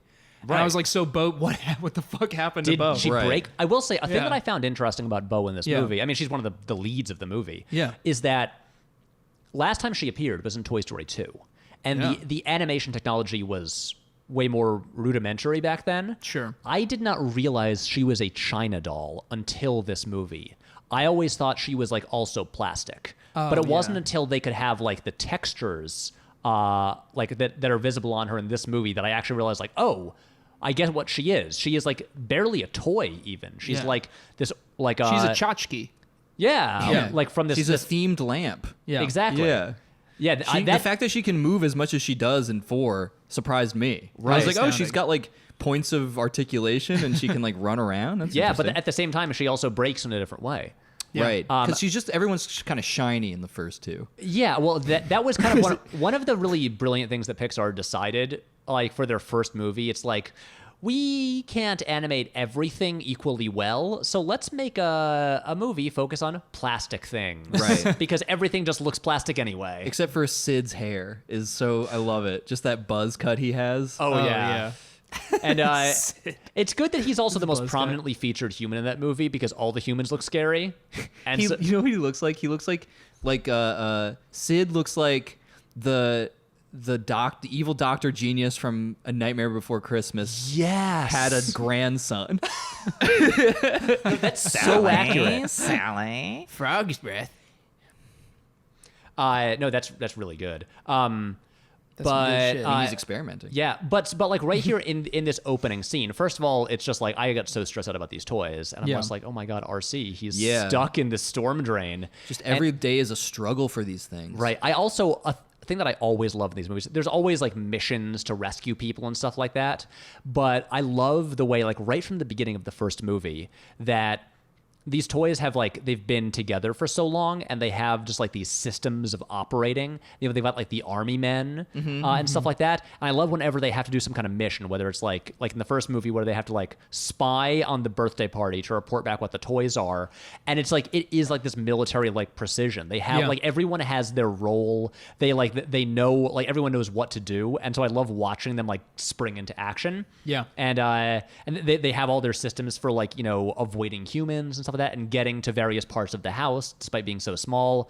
But then we basically have Woody's arc set up right at the beginning, where Bo's like, you could hop in the box and come with me, and and he's like, no, like I can't leave like my person, my God, like this, like I have a single purpose, Right. and I can't. I'm a monotheist. Yeah, and like, and you could be Buddhist. It's just there you go. talking to a Christian. And the thing with these, I feel like with these movies, you can place a lot of different, like, the toys' purpose and their like allegiance to their humans or whatever. You can interpret that in like a lot of different ways. Like as a career, as a religion, like a bunch of different things. Just vaguely as a sense of purpose. Yeah. In And- general, and a stand-in for whatever that is. and he's just not ready to leave it. Yeah. And this is I know, like, obviously jumping to like the end of the movie, this is why I actually like this movie more than 3, because I do think it gives Woody a better ending. He's the protagonist of the series, and this I feel like has him grow in a way. Like 3 has him accept that he can have like a new god. That it's not he's not solely tied to one person. One boy. Right. But this, I guess postulates that he can have a new existence. Yeah. That's true. With a new It's purpose. It's a more sustainable ending for the toys, not necessarily. You know what I mean? Like it does again invite weird questions. Like, there's like a subculture of lost toys that no longer are attached to any human being and therefore are just running amok and like gaining a sense of purpose out of like literally like travel. And like they're like Instagram thoughts. They're like going to like places and be like, oh, take me back. Like, but then you know, their role at the end of the movie is like weirdly like this almost underground railroad, like It like is. liberate all of these toys from like the carnival so that they can go be with people, Right. and fulfill their purpose. Because all toys seem to still, most toys, they're outliers, and most toys seem to want to be played with by children. Yeah, and, and this is also a thing where, again, Woody has presumably existed like longer than most because he was a toy from like the 50s. yeah. So Right. probably and he Gabby knows him from that era. right. So Yeah. he was probably like passed down through the family, and so a lot like Buzz is so young. He was created in the 90s. Woody is like 40 years older than him, and so Woody has a lot more experience than a lot of these toys, Yeah. and he has like only known one kind of existence, and so he's almost like he is the best suited for this new kind of existence where he's helping like younger toys like find their purpose like he had for so long, but he's kind of moved on to a higher purpose. Yeah. Yeah. It's true though. That's what we're saying. These movies are like have a weirdly heavy reading. Philosophical. He's like Luke Skywalker at the end of The Last Jedi, where he like accepts his new role and realizes that he can like he can do more and be more helpful now by like sort of sacrificing his like corporeal form. I also like that Forky, Yeah. who was essentially existentially panicked and suicidal for all intents and purposes, just needed their reason, to live, to be redefined and recontextualized into like terms that he understood, and then he was happy. Right. Yeah. It's interesting. Through the mentorship of Woody, who was of an older generation and therefore was having a hard time, but could also grow even in that small way with Forky by like figuring out that it's different for other toys, even to accept the terms of that he believes are the best, which is like to make a kid happy. And all Woody has to say, really, at the end of Forky's major arc, which is only like, 35 minutes into the movie, is that, he realizes that Forky wanting to run into the trash isn't like necessarily him trying to escape his newfound fate as being a child's toy, but instead it's like, oh, the trash is your purpose, but did you know that you're Bonnie's trash? And Forky's like, I'm Bonnie's like being in the trash is the best thing ever for him. Right. And he's like, well, to Bonnie, in your terminology, you're her trash. Like, she wants you. Which is weird, though. I mean, that does bring its own problems about to think in that way. Where Right. you're like, ooh, I love eating junk food constantly. And then, and then someone's like, did you know that you this other person, you're their junk food? Well, so, You're okay. like, what? So I'm just bad? Like, You're bringing up an interesting point, though, which is that I can't wrap my mind around the movie 100% ever. Like, I kept thinking about Forky in all kinds of different ways, and I couldn't quite get a grip on him. And I don't know if that's intentionally so, that he's created as a sort of slippery metaphor. Something... hashtag slippery metaphor. So, like I said, it's just one of these things. Like it might be to the movie's, benefit that they have this character that you can ascribe so many different interpretations on. But then also, what happens is I feel like no one is satisfied 100% with their interpretation, because as soon as you try and drive through and match all the beat by beat points of the story to the interpretation you have, you're always going to find aspects of it that don't gel with yours. And you're Right. like, okay, never mind. It's not about that. Well, things like Forky isn't like an existentially, like blocked person who is suicidal or chronically depressed or something and wants to die, and it rejects the sentience he's been given. Like, I was born by my own parents and I didn't ask for it. Now I'm thrown into this life. And here's the thing. So, Yeah. like, I don't think the Toy Story movies have ever had one very simple metaphor that was that we were intended to interpret. I think the important thing with Forky, which is why it I love this academic unpacking yeah. of Hell yeah. Forky. And the thing with Forky, which is why it's so essential to Woody's arc, is basically Yeah. just like understanding that his original purpose does not have to be his final purpose. Got it, That he yeah. can have a new purpose, and that's what Woody has to learn over the course of the movie. And like Forky learning this first is kind of like helps him get there himself. right. And that's sort of to me that's the point of it. well, Forky doesn't learn it first. He learns to have a purpose first. Right. Or No, because like Woody learns the more complicated notion of like almost like love, I guess, right? Like love and being your own person. But you're a Self-actualization. Exactly. All right. See, it's hard to figure out what the fuck they're trying to say sometimes. Sure. I mean, it's like I guess Love it's a is movie it, about baby. yeah, love is love. But like, Yeah. I'm sure it's. I mean, it seems like it's mostly just about self-actualization, and also like everyone has a different has a different source of meaning that like. And that it's you're tough able to figure change out, what your and source that of meaning is. and that if things aren't working for you, you do have the ability to redefine yourself in a way that you can still be satisfied with like different phases of your life. Because I'm still thinking about it in terms of this, like they already know that they can die and become melted. and Or whatever, become thrown They Trash. can, but again, as we see in this movie, it's very hard for them to die because there's that one guy who was ripped in half by the cat, and his top half is just chilling out Right. Yeah, he with the seems to other be doing toys. great. How dismantled do the toys have to be before they finally do perish? The great questions of Toy Story. When does a toy truly die? Yes, Yeah. like if Is- Buzz Lightyear's head was ripped off his body, would he still basically be alive? Is it the same thing like what they say about gods in American Gods? in the Sandman? Oh. Another Neil Gaiman thing, Right. Where because the endless are older than gods and will never go away because gods cease to exist when people stop believing in them. Right. But the endless are ideas that will persist endlessly. Right. Yeah. And anyway, a lot of questions, but let's go back to working our Is way Woody and Endless? through the story. Yeah. They should do a Swamp Thing like sort of arc with Woody where he's just some sort of like avatar for the toy wood? archetype. Yeah, the wood.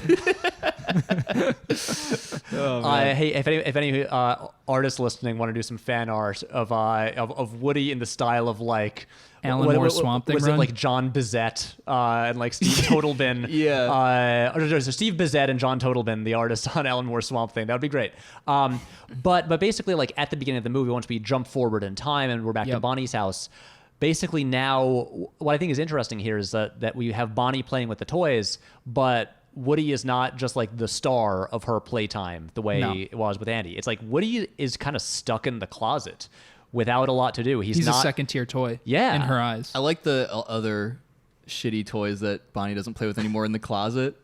They're which just, are all- like baby toys. yeah, that she's that are outgrown. just all pathetic. Like also again, weirdly enough, a chair with a face is like, remember when she used to play house with us? By the way, voiced by people like Mel Brooks and Betty White, which I thought was really funny. Oh my Like they got a God. bunch of like OG Old comedy school, actors and actresses that were just so semi-irrelevant. funny. Yeah. They're like, it's cool, you got your first dust bunny. I was what does he say? Like, you buy a house, you live in it, and that's the end of the game. What a classic game house. Guys, the chair, Yeah. voiced by Carol Burnett. Oh, Yep. hell yes. And the credited name for the character is Cheryl Burnett. dude, that's That's a solid pun. Yeah, but it's like like the movie more for that. I mean, there's so much like the cast is so wacky. Cheryl That's really fun. Hell yeah. But yeah, but basically also, I like that. well, a thing that I've always liked about Woody is that he's so insecure, and like, Yeah. like the first movie is entirely built around him being jealous of not being the star. Yeah. And him having to like learn to be friends with someone and like cede the spotlight like every Yeah. once in a while.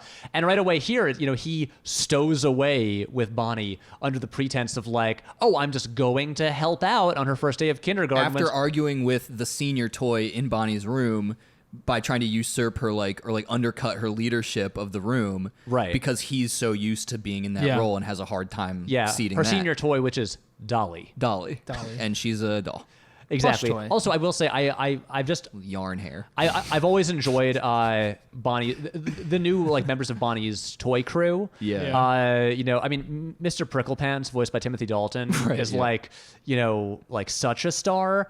But oh shit, what's the name of Kristen Schall's character? The Triceratops. The Triceratops. Yeah.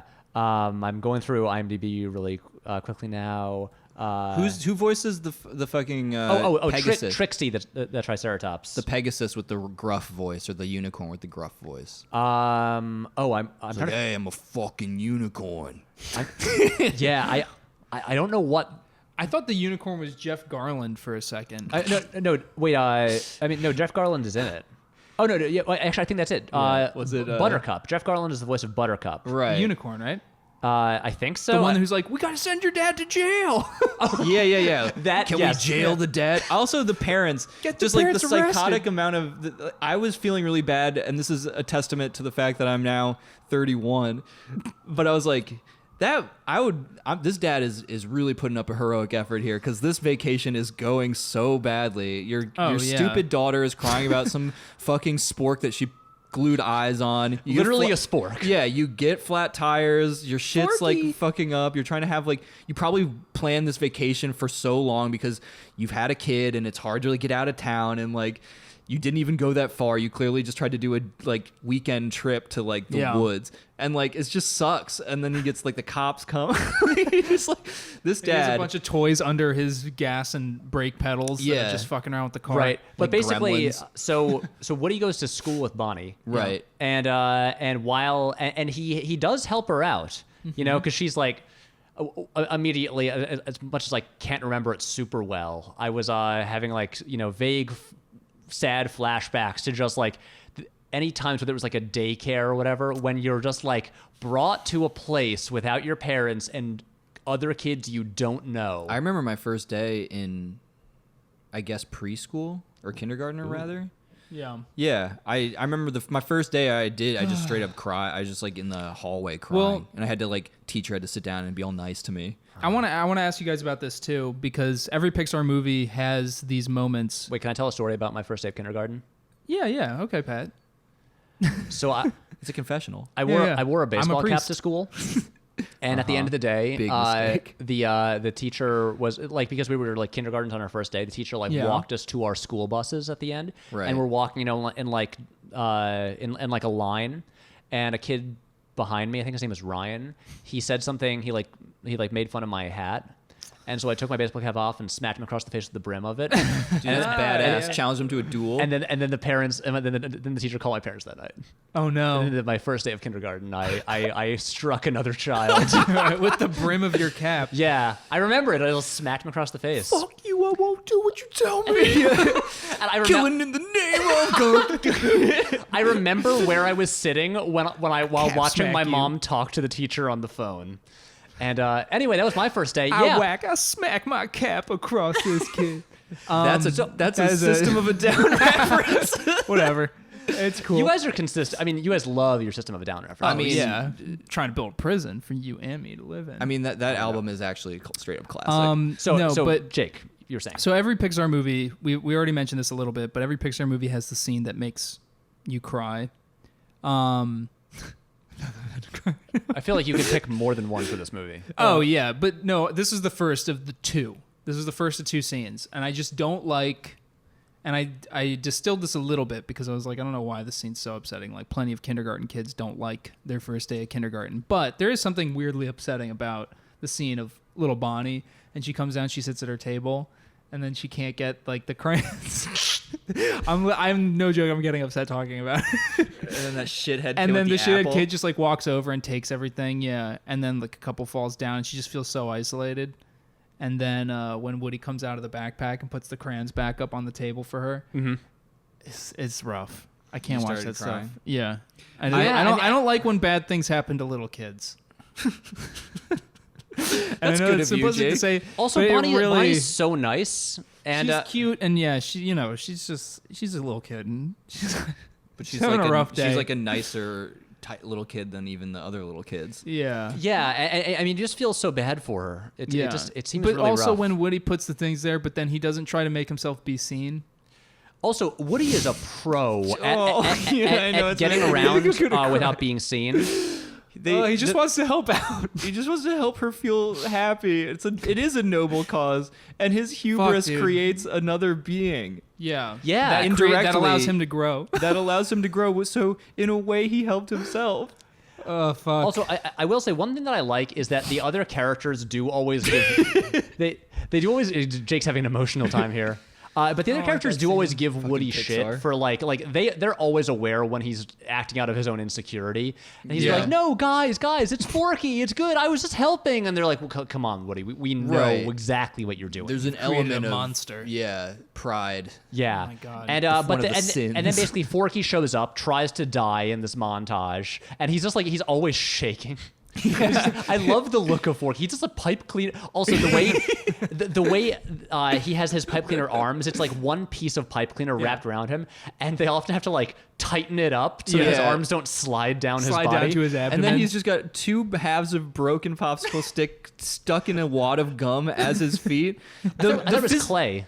I thought, Yeah, I think it's maybe it was clay. like clay, but like, or like gummy eraser or something. But Yeah, like, Play-Doh.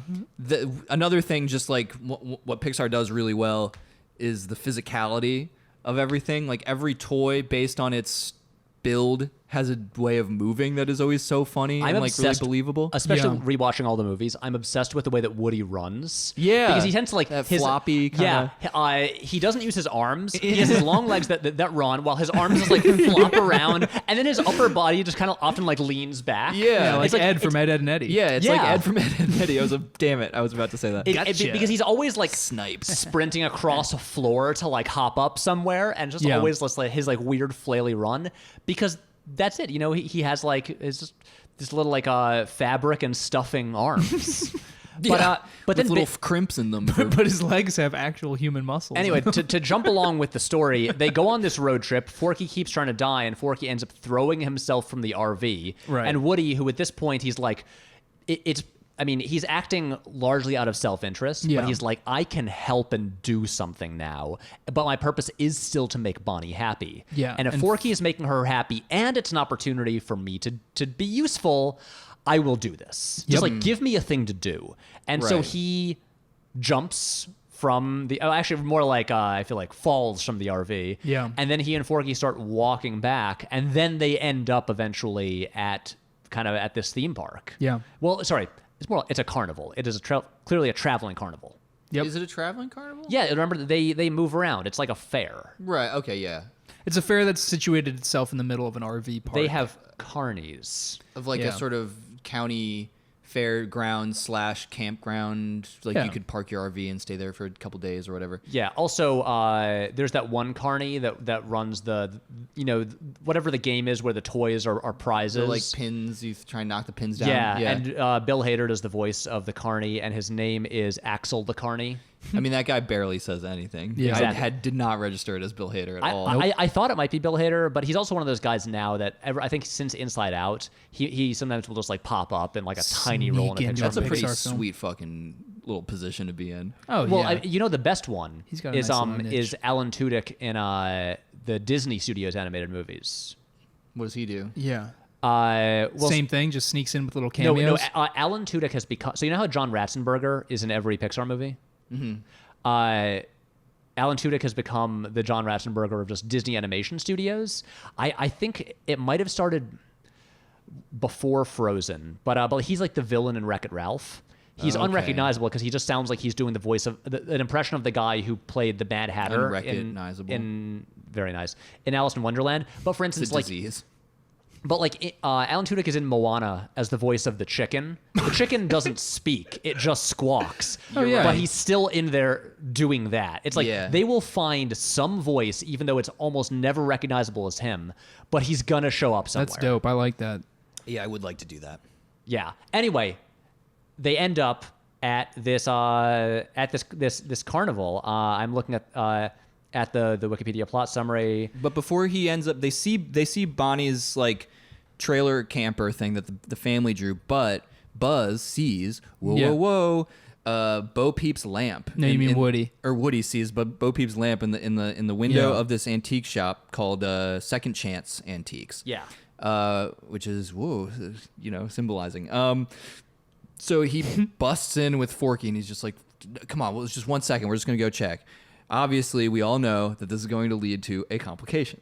And in one of the scarier moments in any Toy Story movie, Oh my god. a character named Gabby Gabby is being walked by What are those dolls called again? Howdy Doody? Ventriloquist dummies. Yeah, like a ventriloquist dummy. It has like a Yeah, but there's different like a name, too. bunch of them, and they're all named like, I don't know. They have names, but like they look like Howdy Doody, or like that face, that And sort of Alfred E. Newman. They also Kinda very Pee-wee specifically- Hermione. They look like the dummies from the covers of the Goosebumps series, Night Yep. of the Living Dummy. Right. The class. If you see a ventriloquist dummy in your head, And they don't stand up with proper posture. Nope. Like they're always slanted to one side. they look and like they have like malformed limbs. They can't speak properly, and they are probably the most. They're the most frightening characters in Toy Story since the toys under Sid's bed. right, Yeah. but they're actually Hands down. malevolent. Yeah, which is the thing. And they just grab you. yeah, and they have little nutcracker kind of like gnawing mouths. I hate them, and I hated them. And then Gabby was there, and you think she's a friend for like 2 seconds, and then you're like, Yeah. no, there's too many. There's so many of these ventriloquist dummies. And then they set up, and so So Gabby, who I could not place her voice for the whole movie, it's Christina Hendricks, and then I know. I didn't get that either, and then I saw her name in the credits. I was I'm like, oh, oh shit. right, I don't think Christina Hendricks has like a super Not distinctive really. she voice. does. Well, I mean, like I watched every episode of Mad Men. It's Right. like I know her voice, but Yeah, was the Romanovs good? I haven't seen it. Yeah, I don't know. I've heard very mixed things. But basically, what I like about Gabby is that they had a similar storyline in Toy Story 2 and 3. This is, I mean, like, I really like 3, but this is one reason that I rank it a little bit lower, because there's a similar thing of, like, they go to a place that seems great, and then there's a guy who seems like a kind of, like, kindly, kind of, like, older, like, mentor who Yeah. turns out to be bad. Right. Like Lotso is very similar to the Prospector. The Prospector, yeah. Stinky Pete. Stinky. Yeah. But what I like about Kelsey Grammer. and I like that Gabby is not the same thing. Like with her, like she seems sinister way more early on, and ends up becoming this tragic. I mean, everyone's tragic, Right. but ends up becoming this sympathetic figure who ends up like who is not like entirely malevolent. And we end up caring about her, and she turns out okay in the end. This is just what Yeah. happens when a frustrated believer in the notion of bringing joy to a child as your sole purpose that gives Yeah. you any reason turns sour and isn't realized, and you don't grow the way Woody has. Like, Right. Well, she's been alone for so long, and not even in like the regular way. But Like she could have made friends with all those other toys that have that cool like speakeasy club inside that like shoebox or That whatever. is true. Like, She's Yeah. rejecting the she's dance rejecting social life for this like martyred tragic situation. Yeah. And I think, and that's the thing, because they established that really early on. I mean, like she was made with like a defective voice box, Right. So she was never purchased. She never even had it. Like well, here's the thing: all those toys and their cool speakeasy, including our boy Duke Caboom, who we should get to Yes. soon. They're the classic sort of like forgotten or left Misfit behind toys toy thing. narrative. While Gabby she has like never felt love. It's every time you can't talk about these movies without just it sounding so depressing. Well, because it kind of Yeah. is. It's just that this is the secret sauce, man. Like, Yeah. Gabby has no conception of genuine, human affection, aka being filled with the light of God, aside from books and no lived real. She has had no a sort of reciprocated love. biblical text, which is like this picture book of like tea time with like.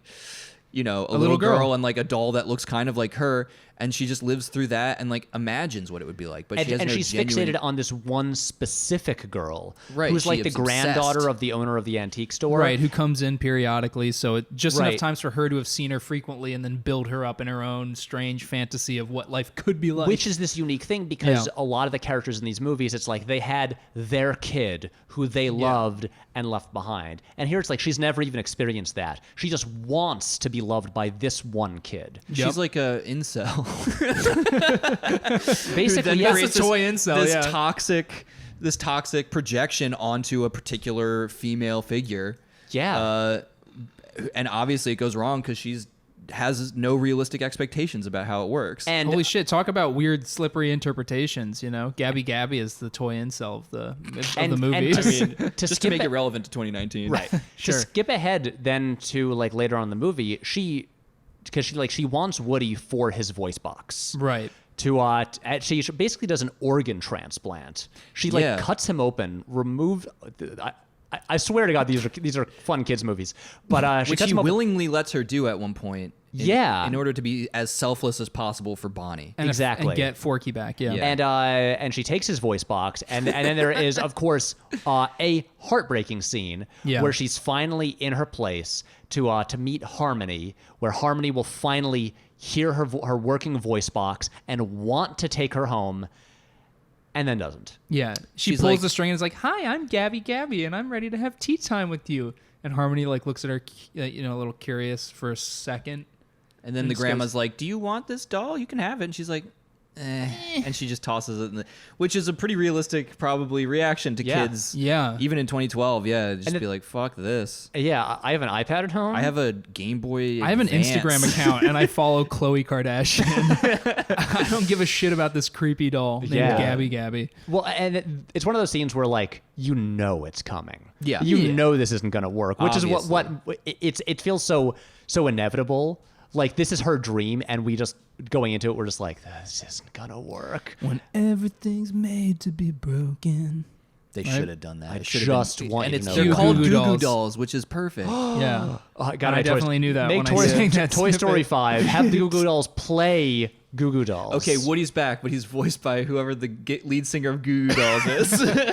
Wait, okay, guys, we gotta skip to the part where Woody reunites with Bo. Yeah. Because and the way it's done, I think, is really essential, because they meet on a playground. Yeah. Yes.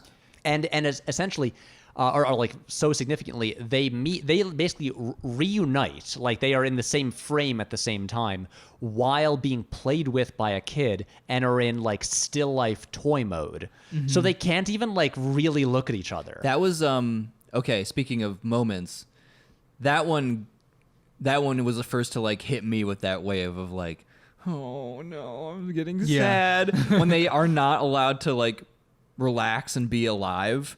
They have to be toys, but they've been dropped on the ground in such a way that they're staring at each other. Yeah, next to each other in the most serendipitous moment of both their lives. Yeah. Yeah. And that. so I know. Yeah, it was tough. And then we learned that Bo has become a badass over the years, where she's just functioning on her own. She doesn't need a kid anymore. She's found this new life. She rides around in a remote control car disguised as a skunk. Yep, with her sheep. Her new best friend, who's basically a Polly Pocket. Which, okay, the part where she comes out and hops down the stairs.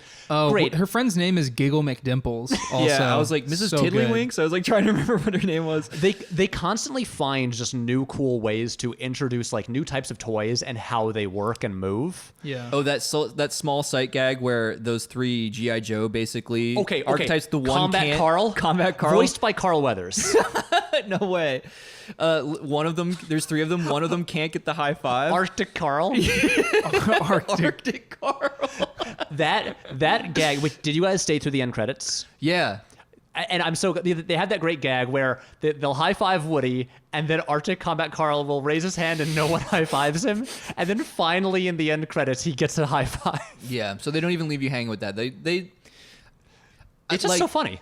I love the idea too of it expands the dimensions of what a toy's reality is by introducing the notion of all that shit that I remember clearly from my childhood, shit in sandboxes, half buried, that you excavate and play with.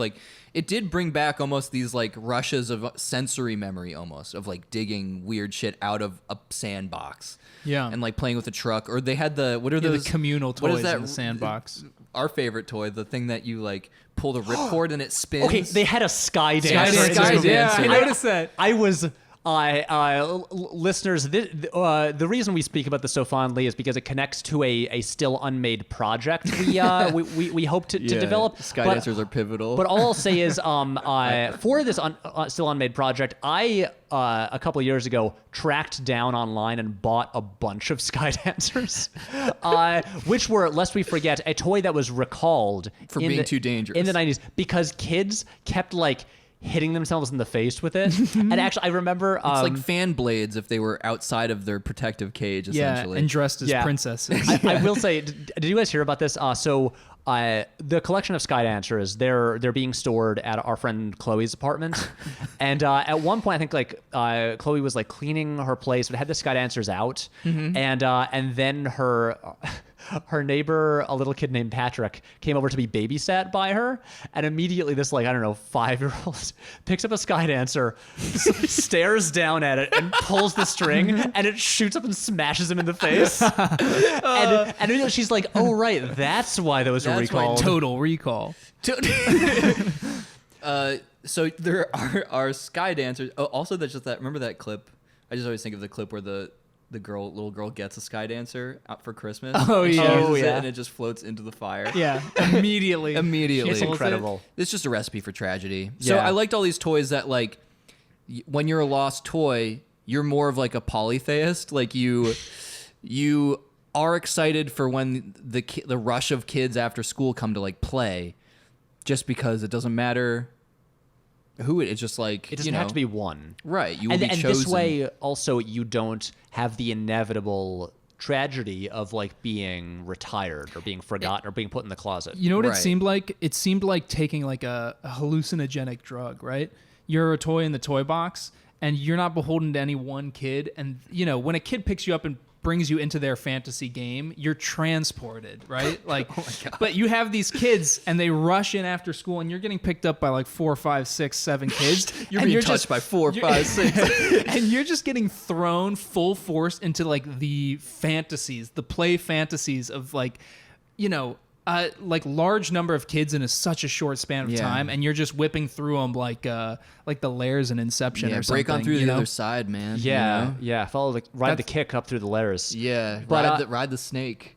But then Some of those fantasies are good, and some are dark. yeah. But then of course, this being a Toy Story movie, there has to be some kind of like heist sequence style, like breakout, rescue, a mission. Yeah. And I really like this one because they have to, with Bo's help, they have to get into the antique store and rescue Forky. Right. Because again, I mean, Forky. this is basically like the crux of the movie is like it's about helping Forky, and then Woody realizes that like he has to like help himself. Yeah. But then okay, here we go. Here we are now at the point where this is relevant to this podcast. To help them on this mission, they have to enlist the help of an incredible addition to the Toy Story franchise, Duke Caboom, You know what's Canada's funny? greatest stuntman. You know what's funny about this podcast is that we got to Keanu Reeves, and I feel the same way as I did when I encountered him in the movie, which is that I had forgot that was why I was going to see the movie. And then he showed up. I was like, oh, fuck, Keanu Reeves is in this. Holy shit. Duke Caboom, here he is finally. I knew he was going to be in this, and yet I forgot, like, by the time we got to him. What was the name of the little French boy he disappointed by not being as good as Rajon. Rajon. which is a great new concept in terms of like reasons for a child to like discard their toy.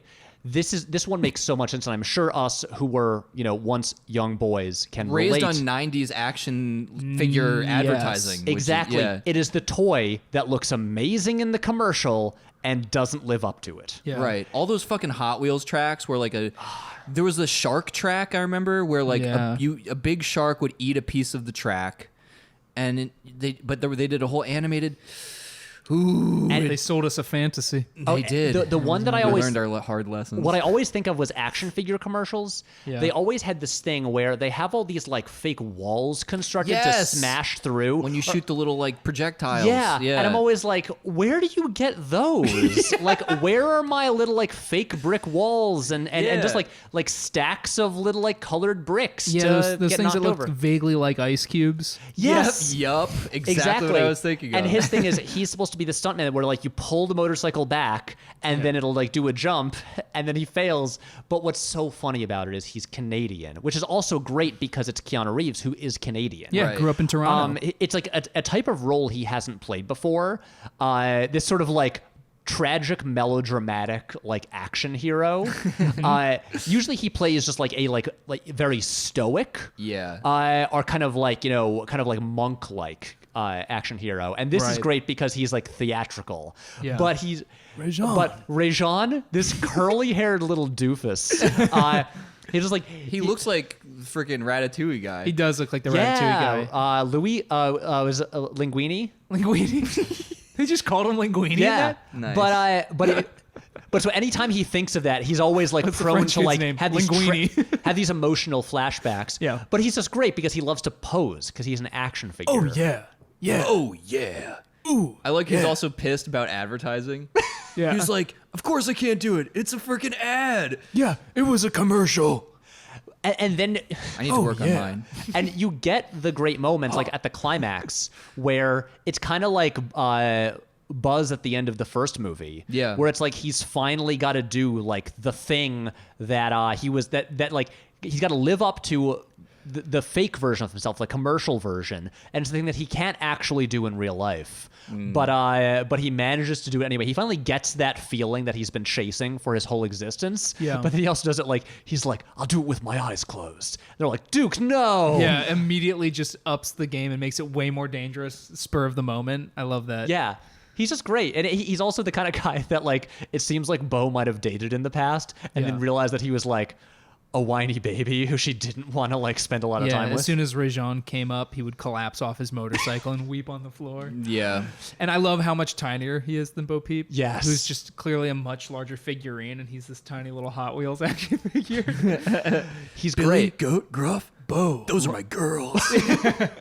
He's so good. And so basically they stage this heist and where they have to avoid all the dummies, which also is, they're just unnerving, and I'm sure they'll give children nightmares. And there are straight up Yeah. like 12 of those fuckers in there too. There's a Yeah. lot of them. Clearly, Yeah. no one wants to buy the dummies. Yeah. And yeah, basically they manage to rescue Forky, but They wait, okay, what's the thing? It's like they fail, don't they? And then Buzz goes back in and trades his voice box. right, for Forky. because Buzz returns. Right. also. They do this whole heist that's really strenuous, and everyone gets fucked up and like injured and broken, and then they barely make it out alive. And they don't get Forky. And they don't get Forky, but then Buzz is so like insane, like he just like he's at this point just like frothing with the madness that he needs to just mean like Woody? Woody. God Keep damn calling it. him Buzz. Fuck. You're confusing our listeners. Sorry, listeners.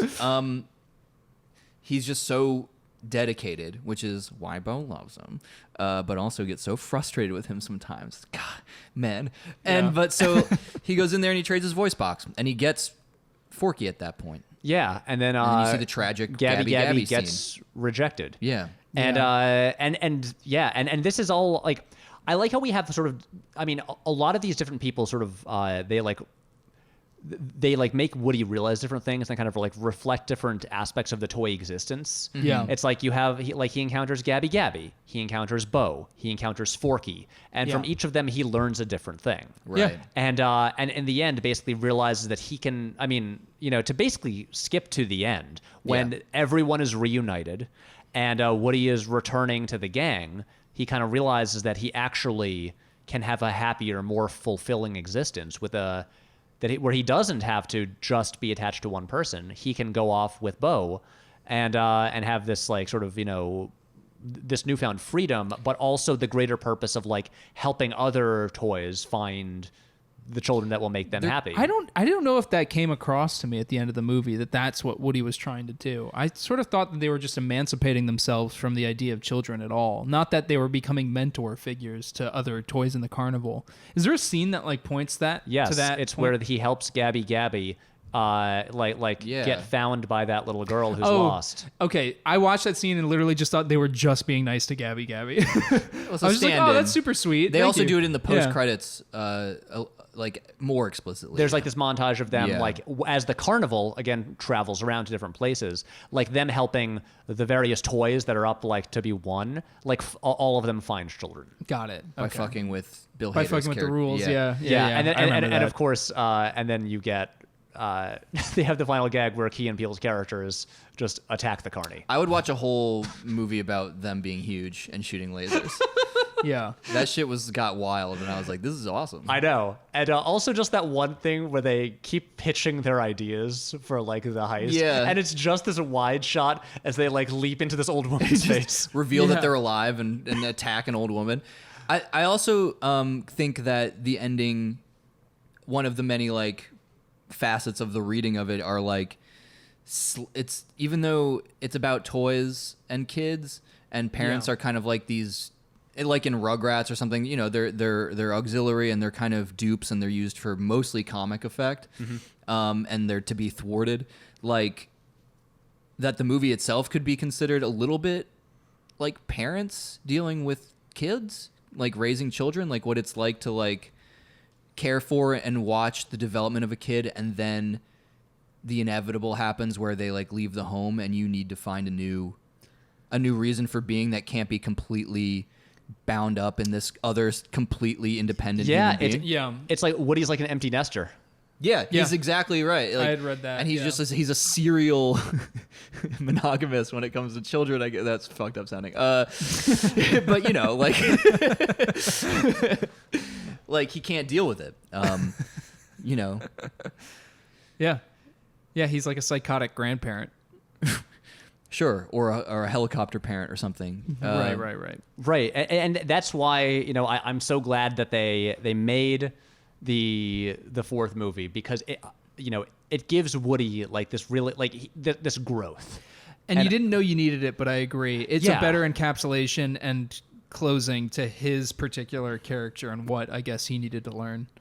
There is something to be said for having just the third one be the end, though, and understanding that they are caught in a vicious cycle forever. The Mobius strip ending. Yeah, there is something to be said for that interpretation of like the world working that way. Yeah, but you know what? It doesn't account for like a lot of questions, you know? I agree with you. It could have just ended at the third one, but I do like about the idea of the franchise addressing the fact that so many toys get thrown in the trash. So many toys are just lost forever, you know? Right. Yeah. Like what the fuck happened to any of our toys that we used to play with as kids? Who knows where those are? They probably were melted, or they're sitting rotting in a landfill somewhere. Like, you know, where did all those action figures go? Right. I remember feeling reticence in throwing things out, even as like a teen, you know? Yeah. I was like, man, I love this dumb rubber dragon that I used to play with all the time. Yeah. Or like these other things. I still think fondly of like my Z-Bots that I used to have. Rubber monsters. And I also we had some pretty good Street Sharks. Yeah, I remember those. Yeah, there was some dope shit that I kind of like still would be like, that would be cool to have still. And obviously, I don't really remember what happened to him. My assumption just is that mom and dad, you know, our parents just went in the garbage. At some point just saw them, noticed we hadn't really picked them up. They were just lying in a chest somewhere and just like, throw this shit out. Because this is the final like caveat I always feel about movies, especially when we're this deep into multiple iterations of the same property, is nostalgia mining. I'm always pretty like, I hate it. I'm always trying to be aware of like that playing on my brain, because I don't think it's a very legitimate reaction. Like, I don't know. Right. And it's also just like been at this point just like completely just weaponized. I mean, I think this movie cynical. largely avoids it. Yeah, I think that's true. And I mean, to the extent that like I've developed an attachment to these characters, which I've literally watched, since I was a child, you know, like it's key that it was like they were like an IP, like the characters themselves were an IP instead of an Angry Birds movie where I'm like seeing Angry Birds 5 and like one of the Angry Birds is farting and like it's like a new Angry Bird. And like whoa! Don't project where the Angry Birds franchise is gonna go. We don't know if down the line that's gonna be this generational defining masterpiece, and kids that saw the Angry Birds movie when they were 6 now then see it when they're like in their late 20s. This is their Toy Story. Way down the road. Yeah, That's not their very Toy true. Story, and the Angry Birds are dealing with And loss I'm just like an old man and shaking death my and stick. the I'm absence like, of God. You can't love Flappy. You can't have a Fortnite 5 movie. And they're like, you don't understand. The Fortnite 5 movie is dealing with what happens when rapid urbanization occurs in a rural area. What happens when a significant other has a debilitating disease and you need to take care of them? I have cystic fibrosis. It's like, what? Oh my God. It's a metaphor for cystic I have fibrosis. Huntington's disease. The Angry Birds movie is I have to build the biggest fort for my heart. That would They be planned amazing, it the whole actually. time. The Angry Birds movie is about the slow degeneration of an Alzheimer's-ridden brain and like which parts of the brain you lose first, and it all came together when Angry Birds 8 got released. I can't believe there's not a Minecraft movie, but there's 8 billion Minecraft YouTube videos with entire narratives. They've tried. I think they're still trying. Guys, probably do makes we that have tough. anything else to say about this movie? I gotta say- Hey, can I say the thing about the music? Yeah. Oh yeah. So Randy Randy Newman. Newman has obviously composed songs for all the movies. Even like in the second one, like When She Loved Me, he wrote it. And he also has composed the scores for all these movies. He's done like more like film scores than I think most people realize, including for several Pixar movies. But Matt, do you know? So you know how composers often have an orchestrator? It's like they'll write the melody and the orchestrator kind of like expands on it and like works Right. out like what sections of the orchestra like play what parts. Yeah. Do you know who Randy Newman's orchestrator since the late 90s has been on all his scores and for Toy Story 2, 3, and 4? Can you give me a hint of some sort? He is a film composer who has composed. He's done some big movies that are extremely different from Toy Story. And You're not gonna guess it. And It's not Danny Elfman. no. You're not gonna guess he it. doesn't work he doesn't work as often as Danny Elfman. But he's made some big hit movie. He's composed some big hit movies, and is just you never associate him with Randy Newman ever. Fucking Trent Reznor. No. Okay, that's my guess. Tell me. Okay, it's Don Davis who did the music for all the Matrix movies. Yeah. That's weird. Don Davis has also done very little like solo film composing work since the Matrix trilogy.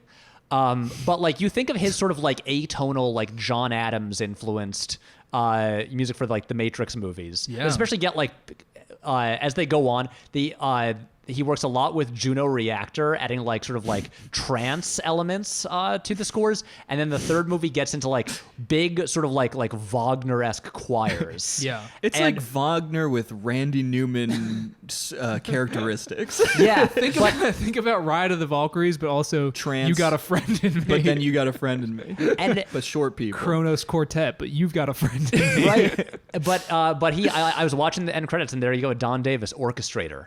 Wow. And I've seen people, just kind of like point out things like raining. how I think like certain tracks from some of the scores like sound a bit more Don Davis-y. Like I think like when the claw appears at the climax of Toy Story 3. Anyway, I just think that's really funny that the guy who did the Matrix music is just working on the Toy Story movies. Yeah. My so music wild. rec is listen to the song "Pretty Boy" by Randy Newman. He has a whole other sound that I wasn't aware of really until fairly recently. And of course, thank you to Brian Hose for our theme song. Thank you to Emma Logsdon for our artwork. Follow us on Twitter and Instagram at Keanu Podcast. Email us, KeanuPodcast@gmail.com. Send over any like fan art or memes that you've made related to Keanu because, look, Matt needs material to put on the Instagram, so help him out. Go over to our subreddit, r/Thrillums, to just talk about the episodes, stuff like that. Support us on patreon.com/Patrick H. Willems. It goes to like the videos and the podcast, all that stuff. And we'll be back next week talking about a probably not so classic Keanu movie, The Night Before from 1988, not to be confused with the fairly recent Seth Rogen Christmas film.